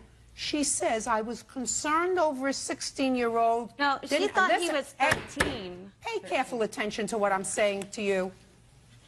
You, A, have no proof that she called CPS twice. She acknowledged she called once, not twice. You have any proof she called twice? You have any proof she called twice? The answer is yes or no. No. All right. The fact that they took your children out of school is very unfortunate. She's a busybody. She's just been dressed down in front of 10 million people. Yep. And she had no right to do it. That is not actionable unless you can prove some sort of malice, which you cannot. And the way you respond to that is not bleaching her lawn. We didn't do do that. Okay, I find that you did. Did you move?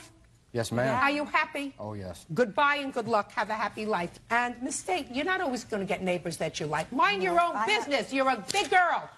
That's all. Parties are excused. You may step out. Tim McDonald says he incurred attorney fees as a result of false charges filed by Camille Raciniak and Michael Wahab. The couple claims Tim was driving like a maniac. Mr. McDonald, it is your claim that the defendants filed false charges against you. I believe that the charges emanated from an instance of what we've come to call road rage that happened about a year ago. That's correct. The defendant said that you were acting erratically, that what they were trying to do was to secure your license plate number so that they could forward it to the police when this incident occurred. You didn't know each other prior to this incident, is that correct? No. That's correct. And you had a trial, Mr. McDonald? Yes, I did. And you were acquitted? I was acquitted on all 3 charges in 37 minutes. When was the incident? October 24th, 2004 at 2 o'clock. And what kind of car were you driving, sir? I was driving a BMW Z3 convertible with the top down. Do me a favor. Just let me ask the questions and try to give me just the answers that I need.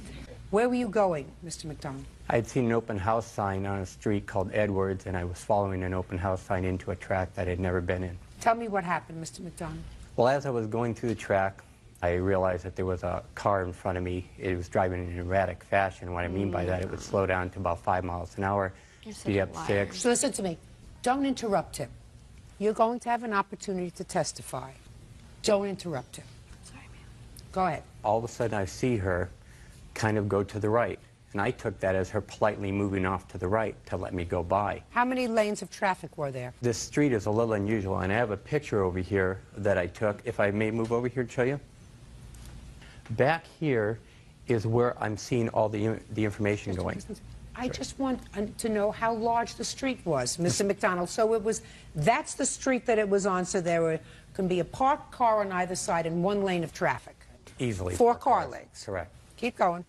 The minute I went by her car, she lays into the horn, honk, all the way around till I get in front.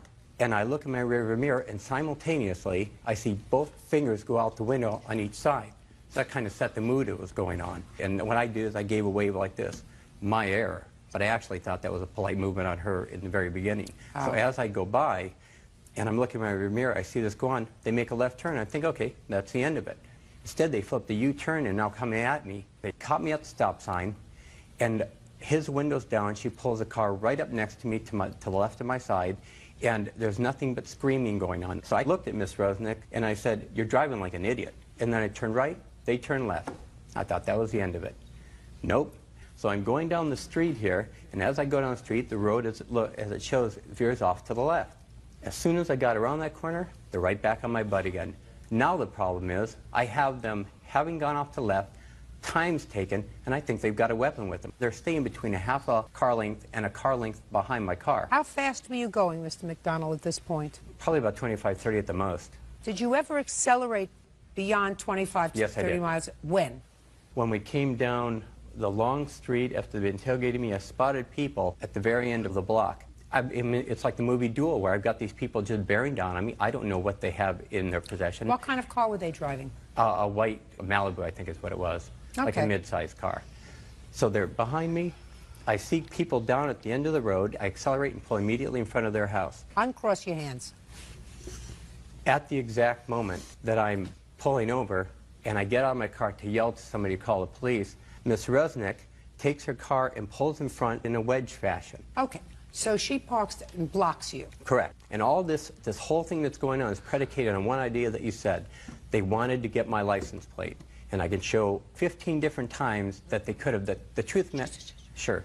Life has a rhythm to it. There are certain things that are common sense, and there are certain things that are not. You don't have to fill in the blanks for me. Okay. If I need for you to fill in the blanks, Mr. McDonald, I'll ask you. Okay. Keep going. So as soon as I get out of the car, she pulls the car over, he jumps out of the car and immediately starts coming toward me. Now at this point, I take a step toward him, and I say, in the best voice I can, "Get back in your car!" Okay. "Get back in your car!" And it worked. He turned around right there, but Miss Resnick didn't leave it there. She puts her car in reverse. Your Honor, I have the transcripts of the court proceeding. I have it on audio, and I would appreciate to be able to at least play a couple tracks to give you a flavor of what happened. She put the car in reverse. Correct. Go ahead. And as she put the car in reverse, Mr. Wahab goes back to... Mr. Wahab. Mr. Wahab. Sorry.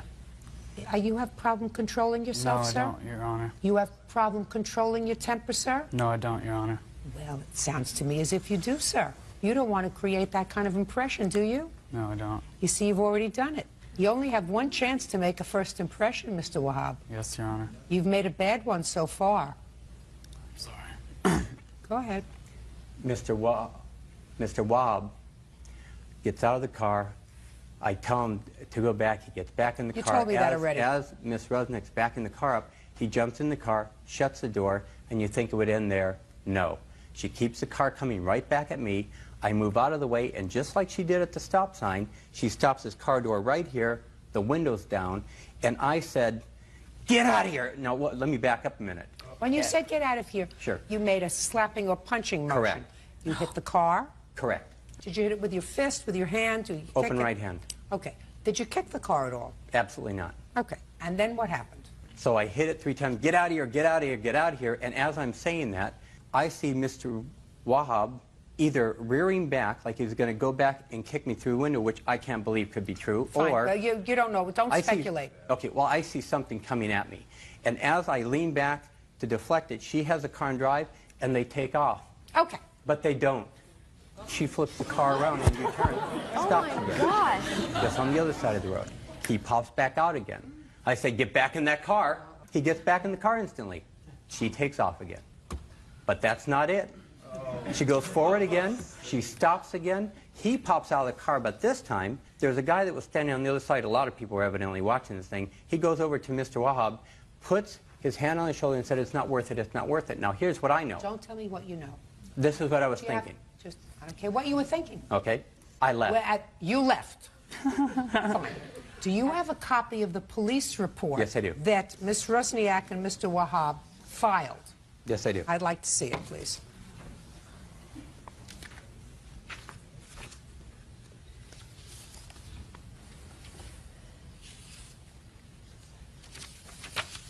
Now, you were subsequently arrested, is that correct? That's correct, Your Honor. What were you charged with, sir? I was charged with 242 battery of Mr. Wobb, disturbing the peace, challenging to fight against Mr. Wobb, and then vandalism, property, crime against Ms. Brusnick.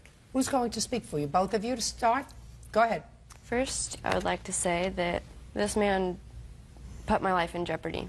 He really No, you did. put your life in jeopardy.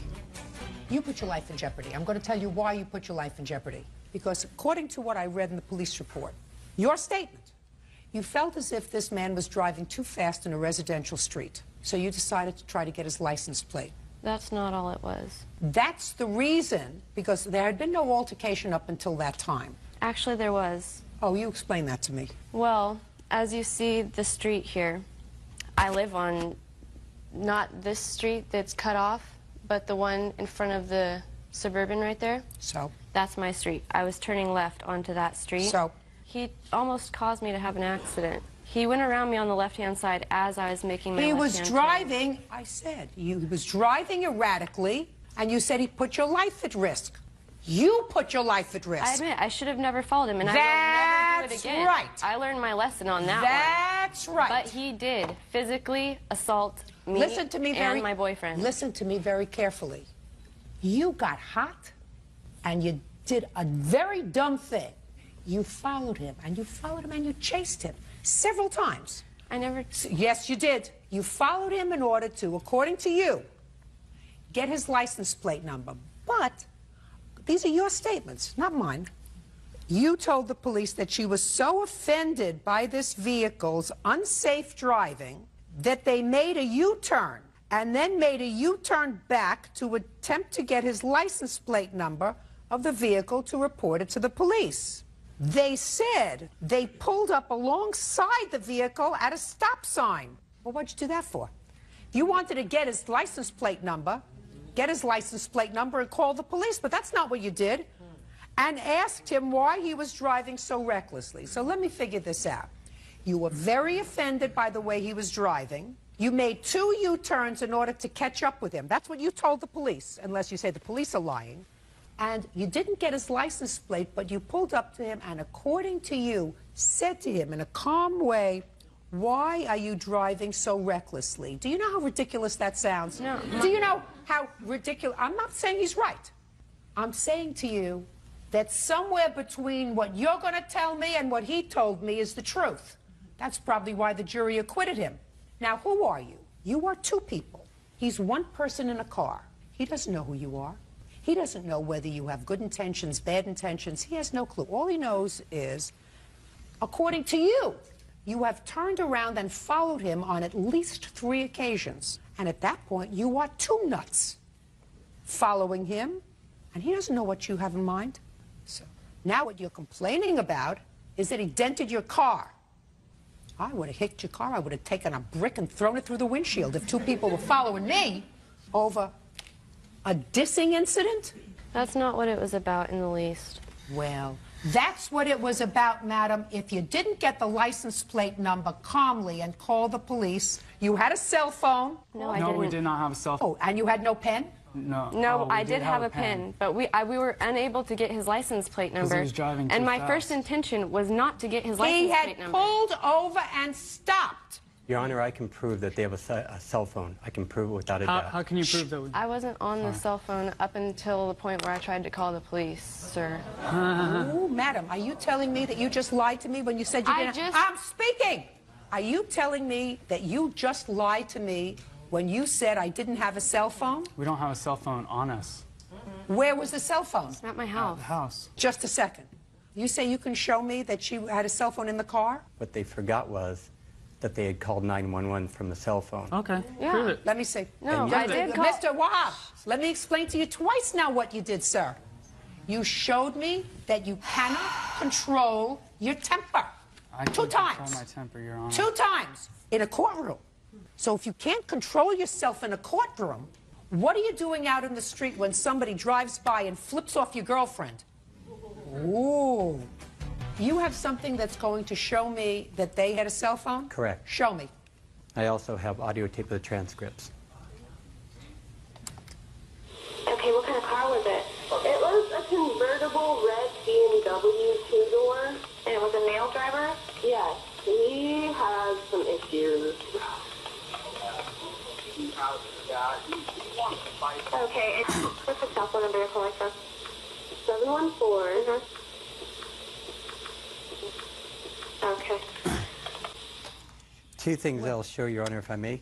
But just one second. Mr. Sure. McDonald, that doesn't demonstrate to me that they had a phone in the car. No, I'm sorry, but I actually have her statement in court saying that she called on the way back to the house. Let me see. I'd like to see that. And I also have the certified copy of the transcripts complete. He said that we pulled over to a red curb on the street. There's no red curb on that street, Mr. though. Wahab, we're not talking about red curb, I'm sorry. sir.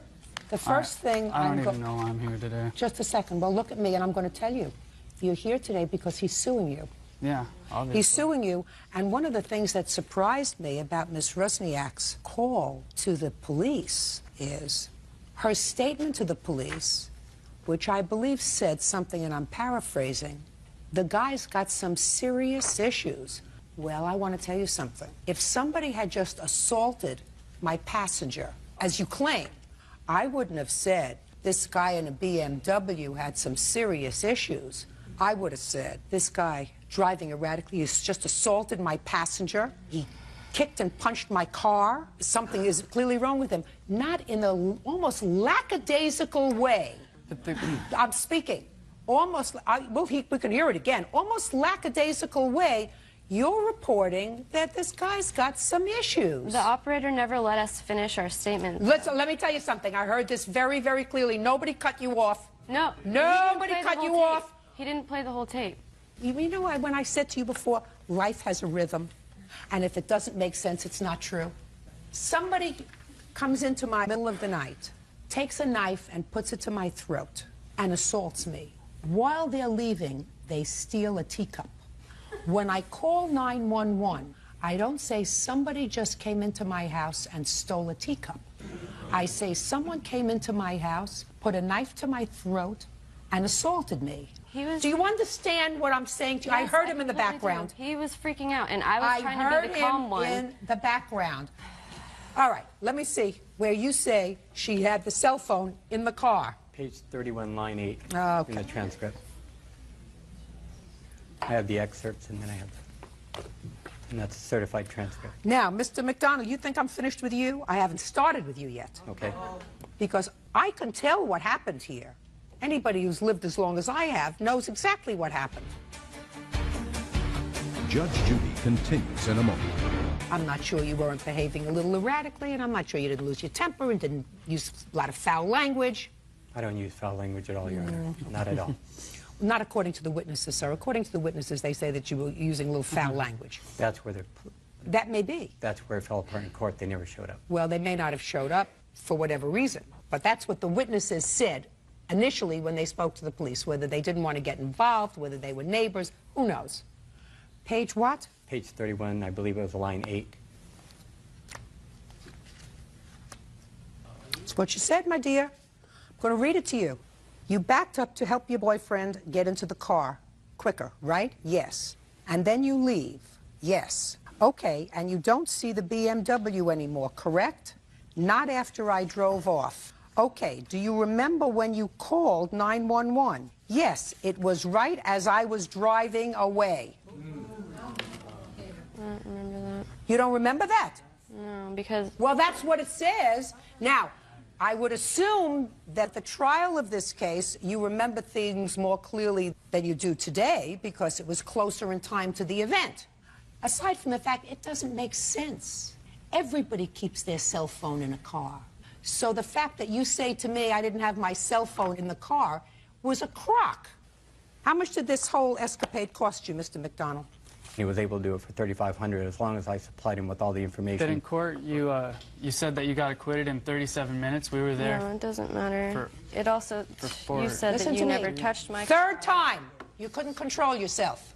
Not the first, not the second. Third time, you couldn't control yourself. So you can't control yourself, and she doesn't know how to tell the truth. Judgment for the plaintiff in the amount of $5,000. That's all. And, Your Honor, you're Step aware out. that I have judgments against each of it individually, correct? Judgment for the plaintiff in the amount of $5,000. That's it. Charlene Juergen says Ex-boyfriend Colin Hager owes for a burglary, an assault, and a loan for bail. All right, Ms. Jergens, you and the defendant used to have a romantic relationship, and according to your complaint, something happened a year ago that caused all kinds of problems. There was a freeway altercation between the two of you. You claim he assaulted you, then he was arrested. Then you decided that you would help him out by bailing him out. You obligated yourself to a bail bondsman. You claim he owes you money for that. You claim he owes you money for the assault. You claim he owes you money for going into your apartment at some time subsequent to this altercation and ruining your property. Mr. Hager has a whole different interpretation of what happened on the freeway about a year ago. He says that you actually stole money from him, that you're not obligated to the bail bondsman. He's obligated to the bail bondsman. He's going to have an opportunity to tell me, but you're no longer in love? No. Absolutely not. You don't see each other anymore? No way. No. Perfect. So, tell me what happened a year ago, Ms. Jergens. I was in a violent relationship, so I moved out of my county to a different county, and he followed me down there. He learned where I lived. Look at me. Don't look down there. And he showed up and broke into my bathroom window, and he... Were you home during all this time? No, I was not home. Just a second. You have any proof that he burglarized your house? No. I have a police report of the robbery. That you reported? Yes, I did report it. I can make a report. I can make a report that he burglarized my house. He admitted he went through my bathroom window on the police report. What date? On November 25th of 2004, he admitted on his police report to the police in San Diego that he went through my bathroom window. Okay, let me see that. Didn't know. Because November 25th, 2004 is the same day as this freeway altercation. Is that correct? Yes. Okay. Let me see the report where he admits that. I never even spoke to the police. Shh.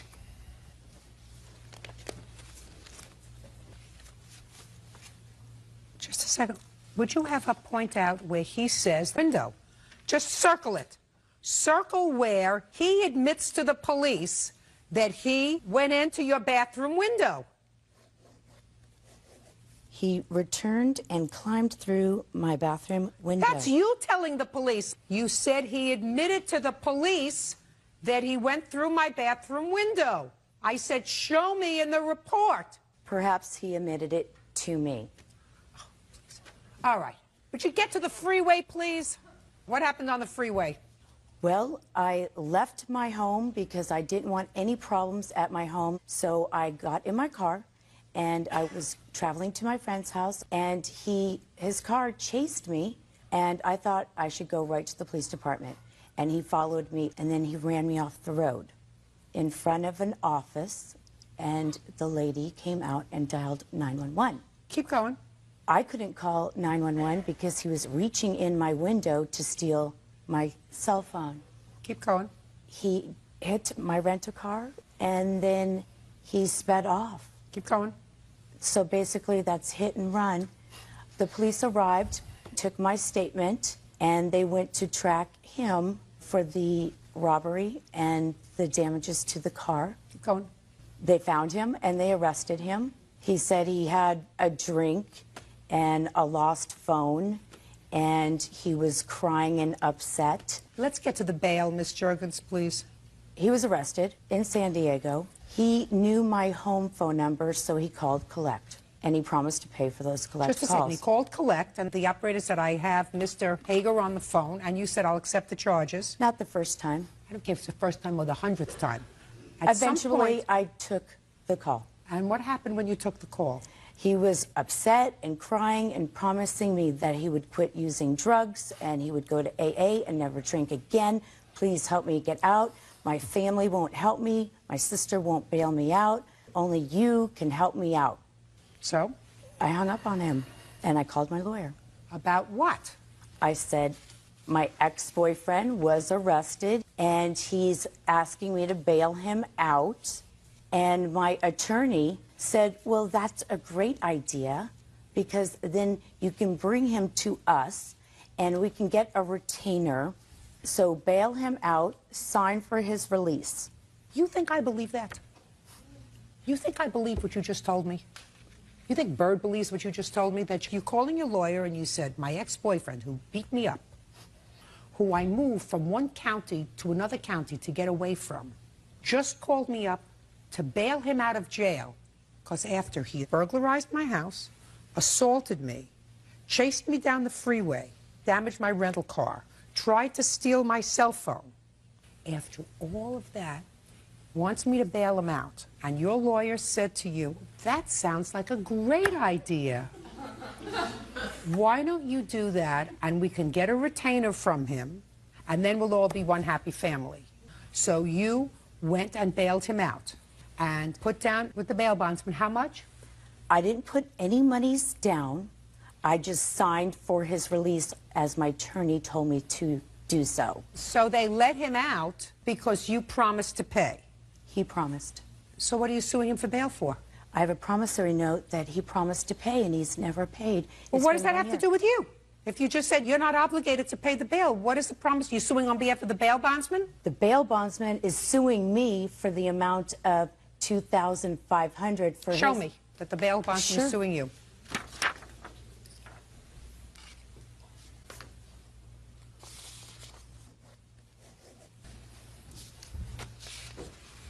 Well, they're not suing you. They said if this matter is not resolved, they're going to send this to a collection agency. Tell them to sue you. All right.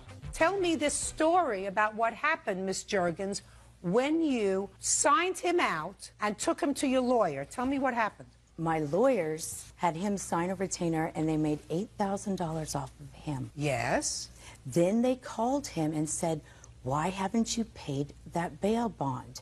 It's going to collections. Pay it. And he promised. Just a minute. Why would you take him to your lawyer? Because this man who you fled from one county to another to get away from, who just burglarized your house, assaulted you in your home, battered your car, almost killed you on a freeway, why would you take him to your lawyer? To get him out of my county of San Diego and put him back in Orange County and let my lawyers handle it. How many lawyers are there in Orange County? About 1 million. Right. And according to you, we paid your lawyer $8,000. I guarantee you, another half dozen of the 1 million lawyers in Orange County would have taken the case for $8,000. So why you chose to take him to your lawyer? The whole story is so bizarre. And if the story is so bizarre, and if it doesn't make sense, it didn't happen that way. All right, Mr. Hager, I've listened to the fairy tale on this side. You want to tell me your side of this fairy tale? What really happened was she took off with my phone after coming to my hotel room. Where was your hotel? San Diego, Mission Bay. What were you doing? They're like getting ready to go to SeaWorld. You were getting ready to go to SeaWorld? Yeah. Who were you going to SeaWorld with? I was going to go to SeaWorld with my daughter. Was your daughter with you? No, she wasn't at the time. Where does she live? She lives down in Costa Mesa. Listen, Mr. Hager, Yeah. you're always going to get tripped up on a little detail. Yeah. Because they make up a story as they're going. Do you understand? Oh, I'm not making it up. Oh. What were you doing in a hotel room, and what was she doing in your hotel room while you're getting ready to take your daughter to see the sea lions? My daughter wasn't with me at the time. She was in Oceanside visiting her cousins. Charlene came down there because she had to see me. Just a second. How did she know you were there, sir? She called me. On your cell phone? Yeah. Okay. And you told her, I'm here. Did you tell her before or after you arrived? After I arrived, I believe. And she came to your hotel? Yeah. What's the name of the hotel? I think it was the Hilton. Paid by credit card or cash? Credit card, I believe. And you registered there in your own name? Yes, yes. Why do you hesitate? Well, I have trouble with remembering details. Yes. Well, I mean, it would be a simple thing. Somebody said, did you register there in your own name? I said, of course. Yeah. I wouldn't say, Do you know what I'm saying, Mr. Hager? Yeah, I know what you're saying, yeah. It's the little details that are going to trip you up if I don't get an accurate story from you. Okay. Or as close to accurate in this fantasy that I want to get. All right. So she came to your hotel? Yes. For what purpose? To talk. About what? About a relationship, and also to try and talk me into like backing off on some of the accusations and charges I had against her. For what? Battery, robbery, all kinds of stuff. Were there criminal charges pending against her at the time? Yes. Is that true, Ms. Juergens? 1, assault. Robbery is false. So at the time you went to his hotel, there was a current criminal action pending against you? Yes. Well, at least I got you in his hotel. That's different from the bathroom in your house. Now, according to you, she left your hotel with your cell phone. Is that right? That's correct. And that's why you followed her on the freeway. Yes. Did you pay the bail bondsman, sir? Yes, I paid him everything up to about $2,500. Did you pay her lawyer any money? Yeah, and quite a lot of money. In fact, I paid her bill for the lawyer too. You did? Oh yeah, I have the receipt right here. How much did you pay her lawyer? $1,250 on one count, and then I paid $2,500 on another count. What made you so magnanimous? Well, you know, she kept telling me that we could work things out and she loved me and stuff like that. Were those criminal charges subsequently dropped, Miss Juergens? No, they weren't. Did that case go to trial? It did not. I changed my not guilty plea. To a guilty plea? Yeah, after 11 months. What was your sentence? Time served. How long had you been incarcerated? 48 days. What was the nature of the assault that you pled guilty to? He alleged that I scratched him and assaulted him and battered him. Is that right, Mr. Hager? Yeah, I have the report with the 5 stitches that I had, if you'd like to see that. I would. So I am correct in the time sequence in this case. Right. Your allegations, Ms. Juergens, that he assaulted you after he crawled through the bathroom window, and that's when you took off down the freeway. That police report was made after you were under indictment for assault. Is that right? I was fighting my alleged charge. Correct. Well, the alleged charge. It's no longer an alleged charge. It's a conviction. Now it is. How come you didn't tell me you were in his hotel room until I got the information a different way? You didn't ask, and he asked me to go. He invited me. This is the same man, Miss Juergens, who you fled from one county to another to escape. You went to his hotel room alone? Goodbye, Miss Juergens. I'm totally disinterested in your lawsuit. You have no case. That's all. Goodbye. Alan Calderon says ex-wife Linda Calderon made unauthorized charges on his credit card. Mr. Calderon, this is your former wife, according to your complaint to your divorce. When all matters of finances had been resolved, your wife used a credit card that was in your name without your authorization. And it was a gas credit card. And according to you, in a very short period of time, a few days, she ran up a bill of well over $500. You want to be compensated for that. Ms. Calderon states in her answer that she believed that you left this card open for her because you were being a nice guy and you knew that she was struggling financially. Of course, you say that when you confronted her with it, her reaction was somewhat different. Can I see a copy of your judgment of divorce, please? Yes. You were married for 25 years? That's correct, Your Honor. Is that right? And you have kids? Yes. How many children? 2. Grown? Yes.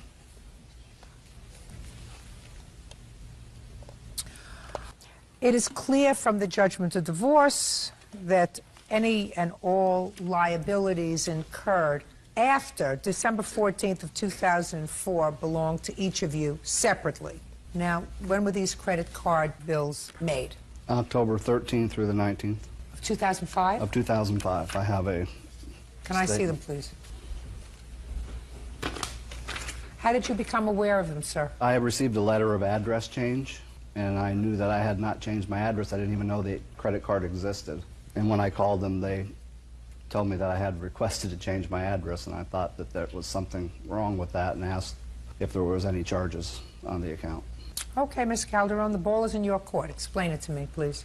Basically, the reason that I was in the situation I was in is because I was so heavily in debt and destroyed from what he had done to me from this divorce, because he knew that last year when my daughter graduated high school, my oldest daughter graduated college, and my oldest daughter got married, that I had put a lot of money into that.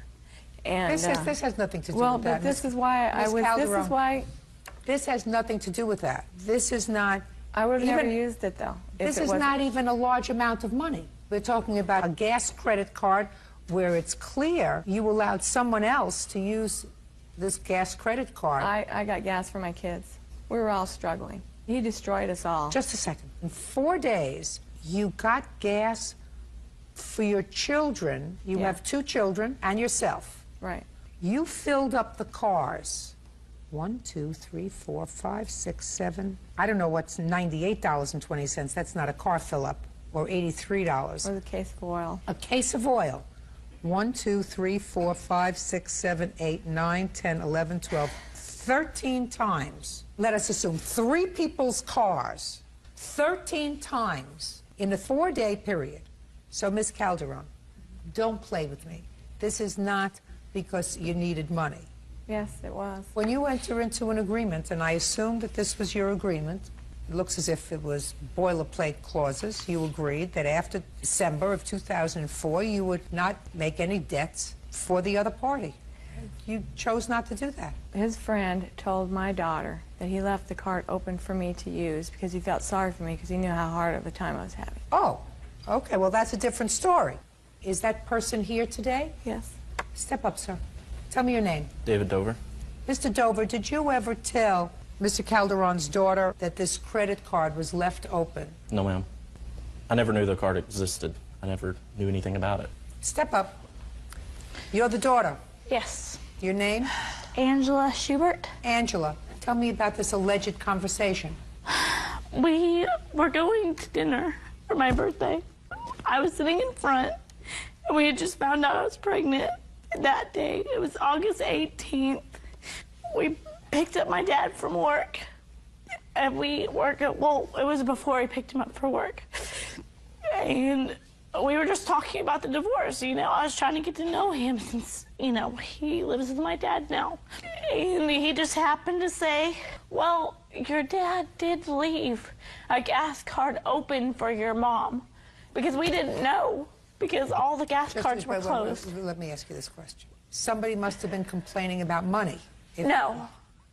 So, because the statement that you ascribed to this gentleman, well, this is what you said, well, your dad did leave a gas card open for your mom. We were talking is about, always a response to something said to him. We were talking about how hard it was for everyone in the divorce, and how it happened. We were talking about how hard it was. And he said, well, you know, your dad left a gas card open for your mom, and, you know, to help her out a little bit. And you went back and told her, shh. I didn't tell her right away. You didn't tell her right away. When did you tell her? Maybe a week, week and a half, 2 weeks tops. Okay, so a week and a half, 2 weeks tops, you tell your mother. And your mother didn't have this credit card. Yes, I do. Just a second. You didn't have it. According to you, you found it. Listen to me. You found it. When did you find it? I wasn't trying to use any of the credit cards. When did you find it?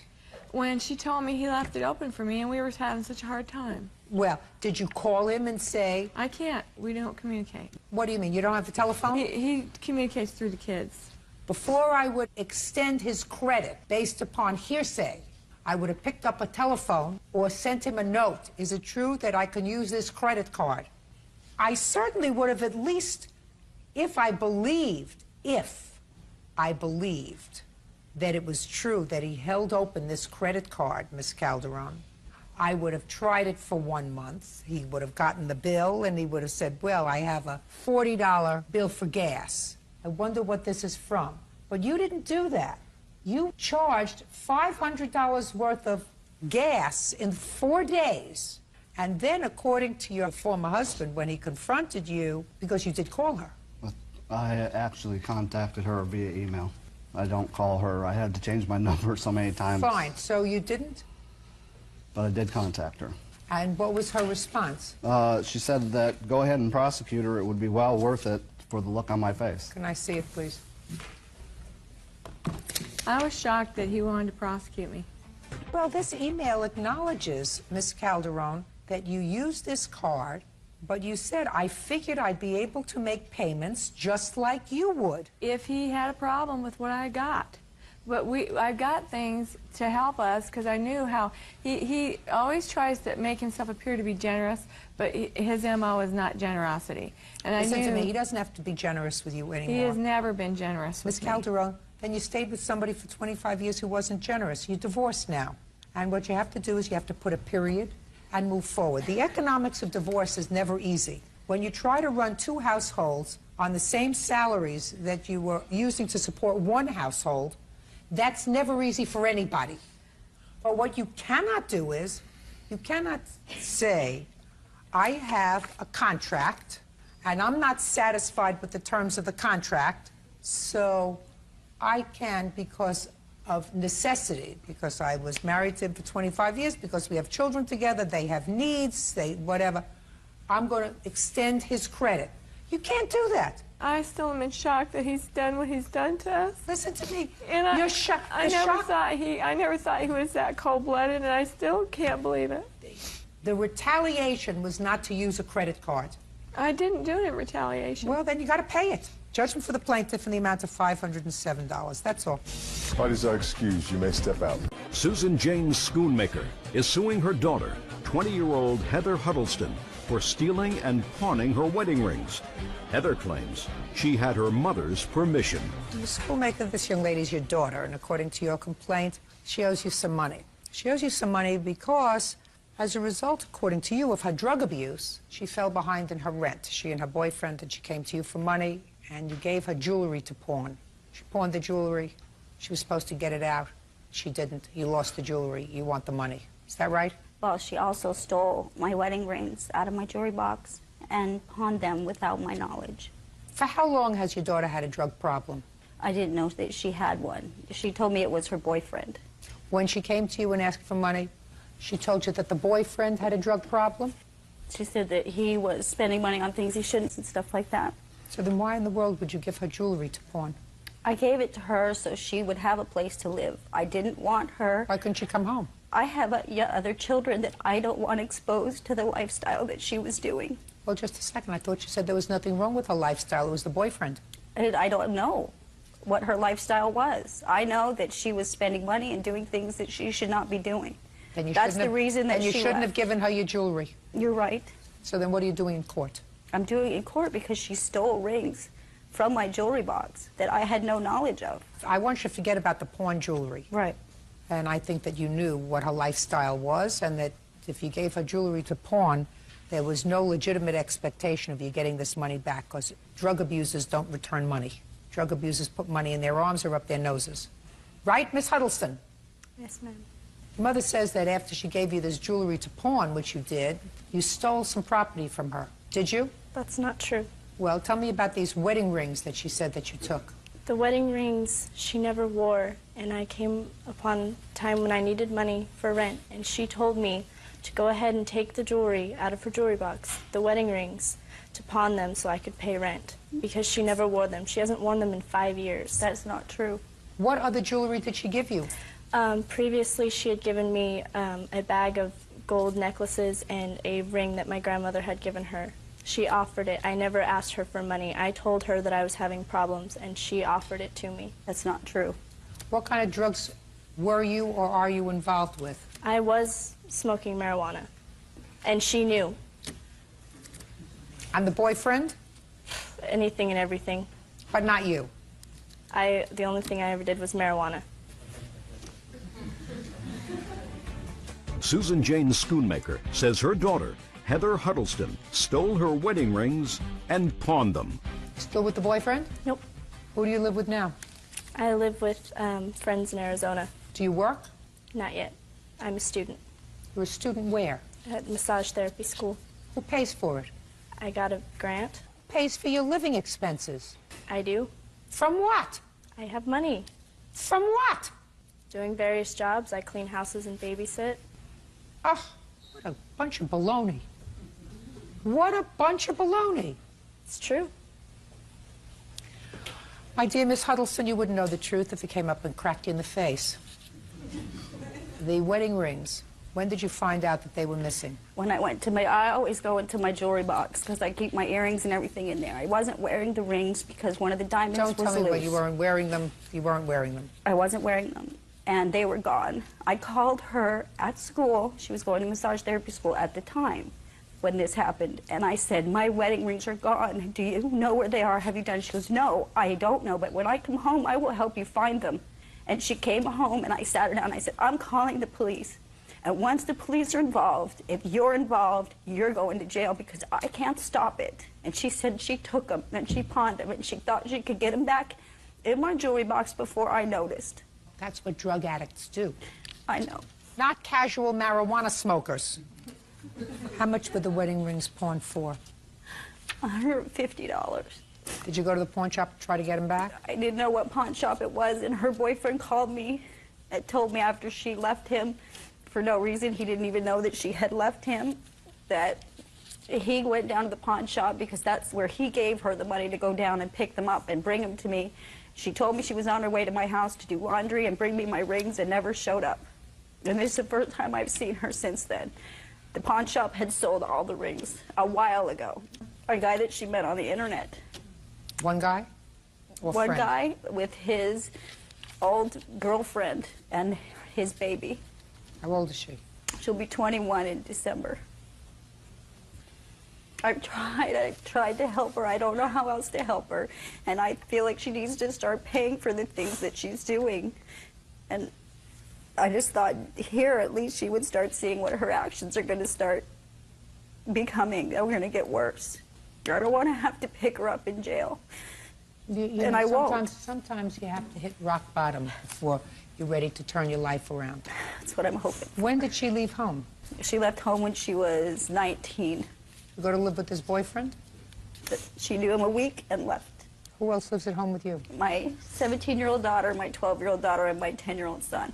You know what these rings were appraised for that she took? I went in and I got an estimate on what it would cost to replace all of the rings. Not all the rings. No, I know, but it has just them separated. My wedding ring and my engagement ring set is on here. $28.99 for the engagement ring and $880 for the wedding ring. Are you still married to the man who gave you the rings? Yes, I am.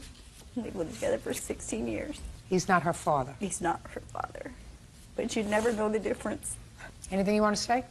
She told me that those rings were remnants of an unhappy marriage and that she was happy to get rid of them. And that's why she let me pawn them. And I never said that. I just think it's really funny, you know, she was helping me out, and now because she's getting in trouble from my stepdad and my grandma, she's got to turn around and blame it on me, and I just don't think that's fair. What do you think is fair? I didn't do anything wrong. She gave it to me. You did do something wrong. You came to your mother and you said, I got a drug addict boyfriend, I'm behind in the rent, you were living a lifestyle that was inappropriate, and you came to your mother, who clearly is not a rich lady, because if she was a rich lady, she would have had the money to give you for the rent. She didn't, so all she had was this bag of jewelry, and you're a big girl. You chose to be a big girl. You chose to move out of your house and live on your own. I never asked her to help me. She offered to help. How would she know that you needed anything unless you came to her and said, I don't have rent? Listen to me.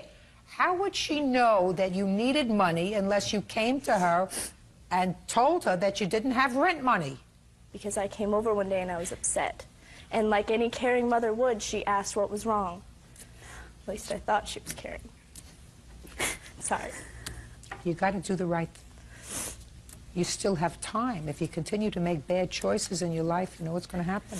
You're going to end up being, instead of a 20-year-old bum, a 40-year-old bum. If you lie down with dirt, you get dirty. Did you ever hear that expression? Did anybody say anything like that to you? If you lie down in dirt, you're going to get dirty. And it sounds to me like you went from the frying pan into the fire. It's not too late. You're still a young girl. But you better start making right choices. Because if you don't make right choices, you're going to end up a 40-year-old dirty girl instead of a 20-year-old dirty girl. Judgment for the plaintiff in the amount of $2,500. That's all. Parties are excused. You may step out.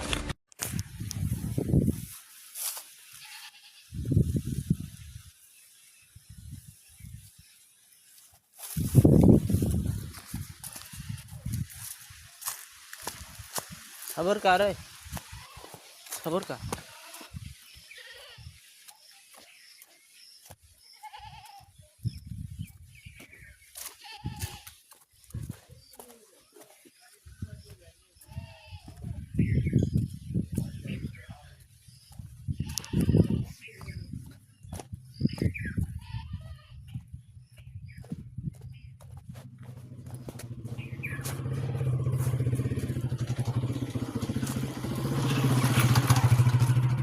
Car मैंने तक पूरे हो बस 5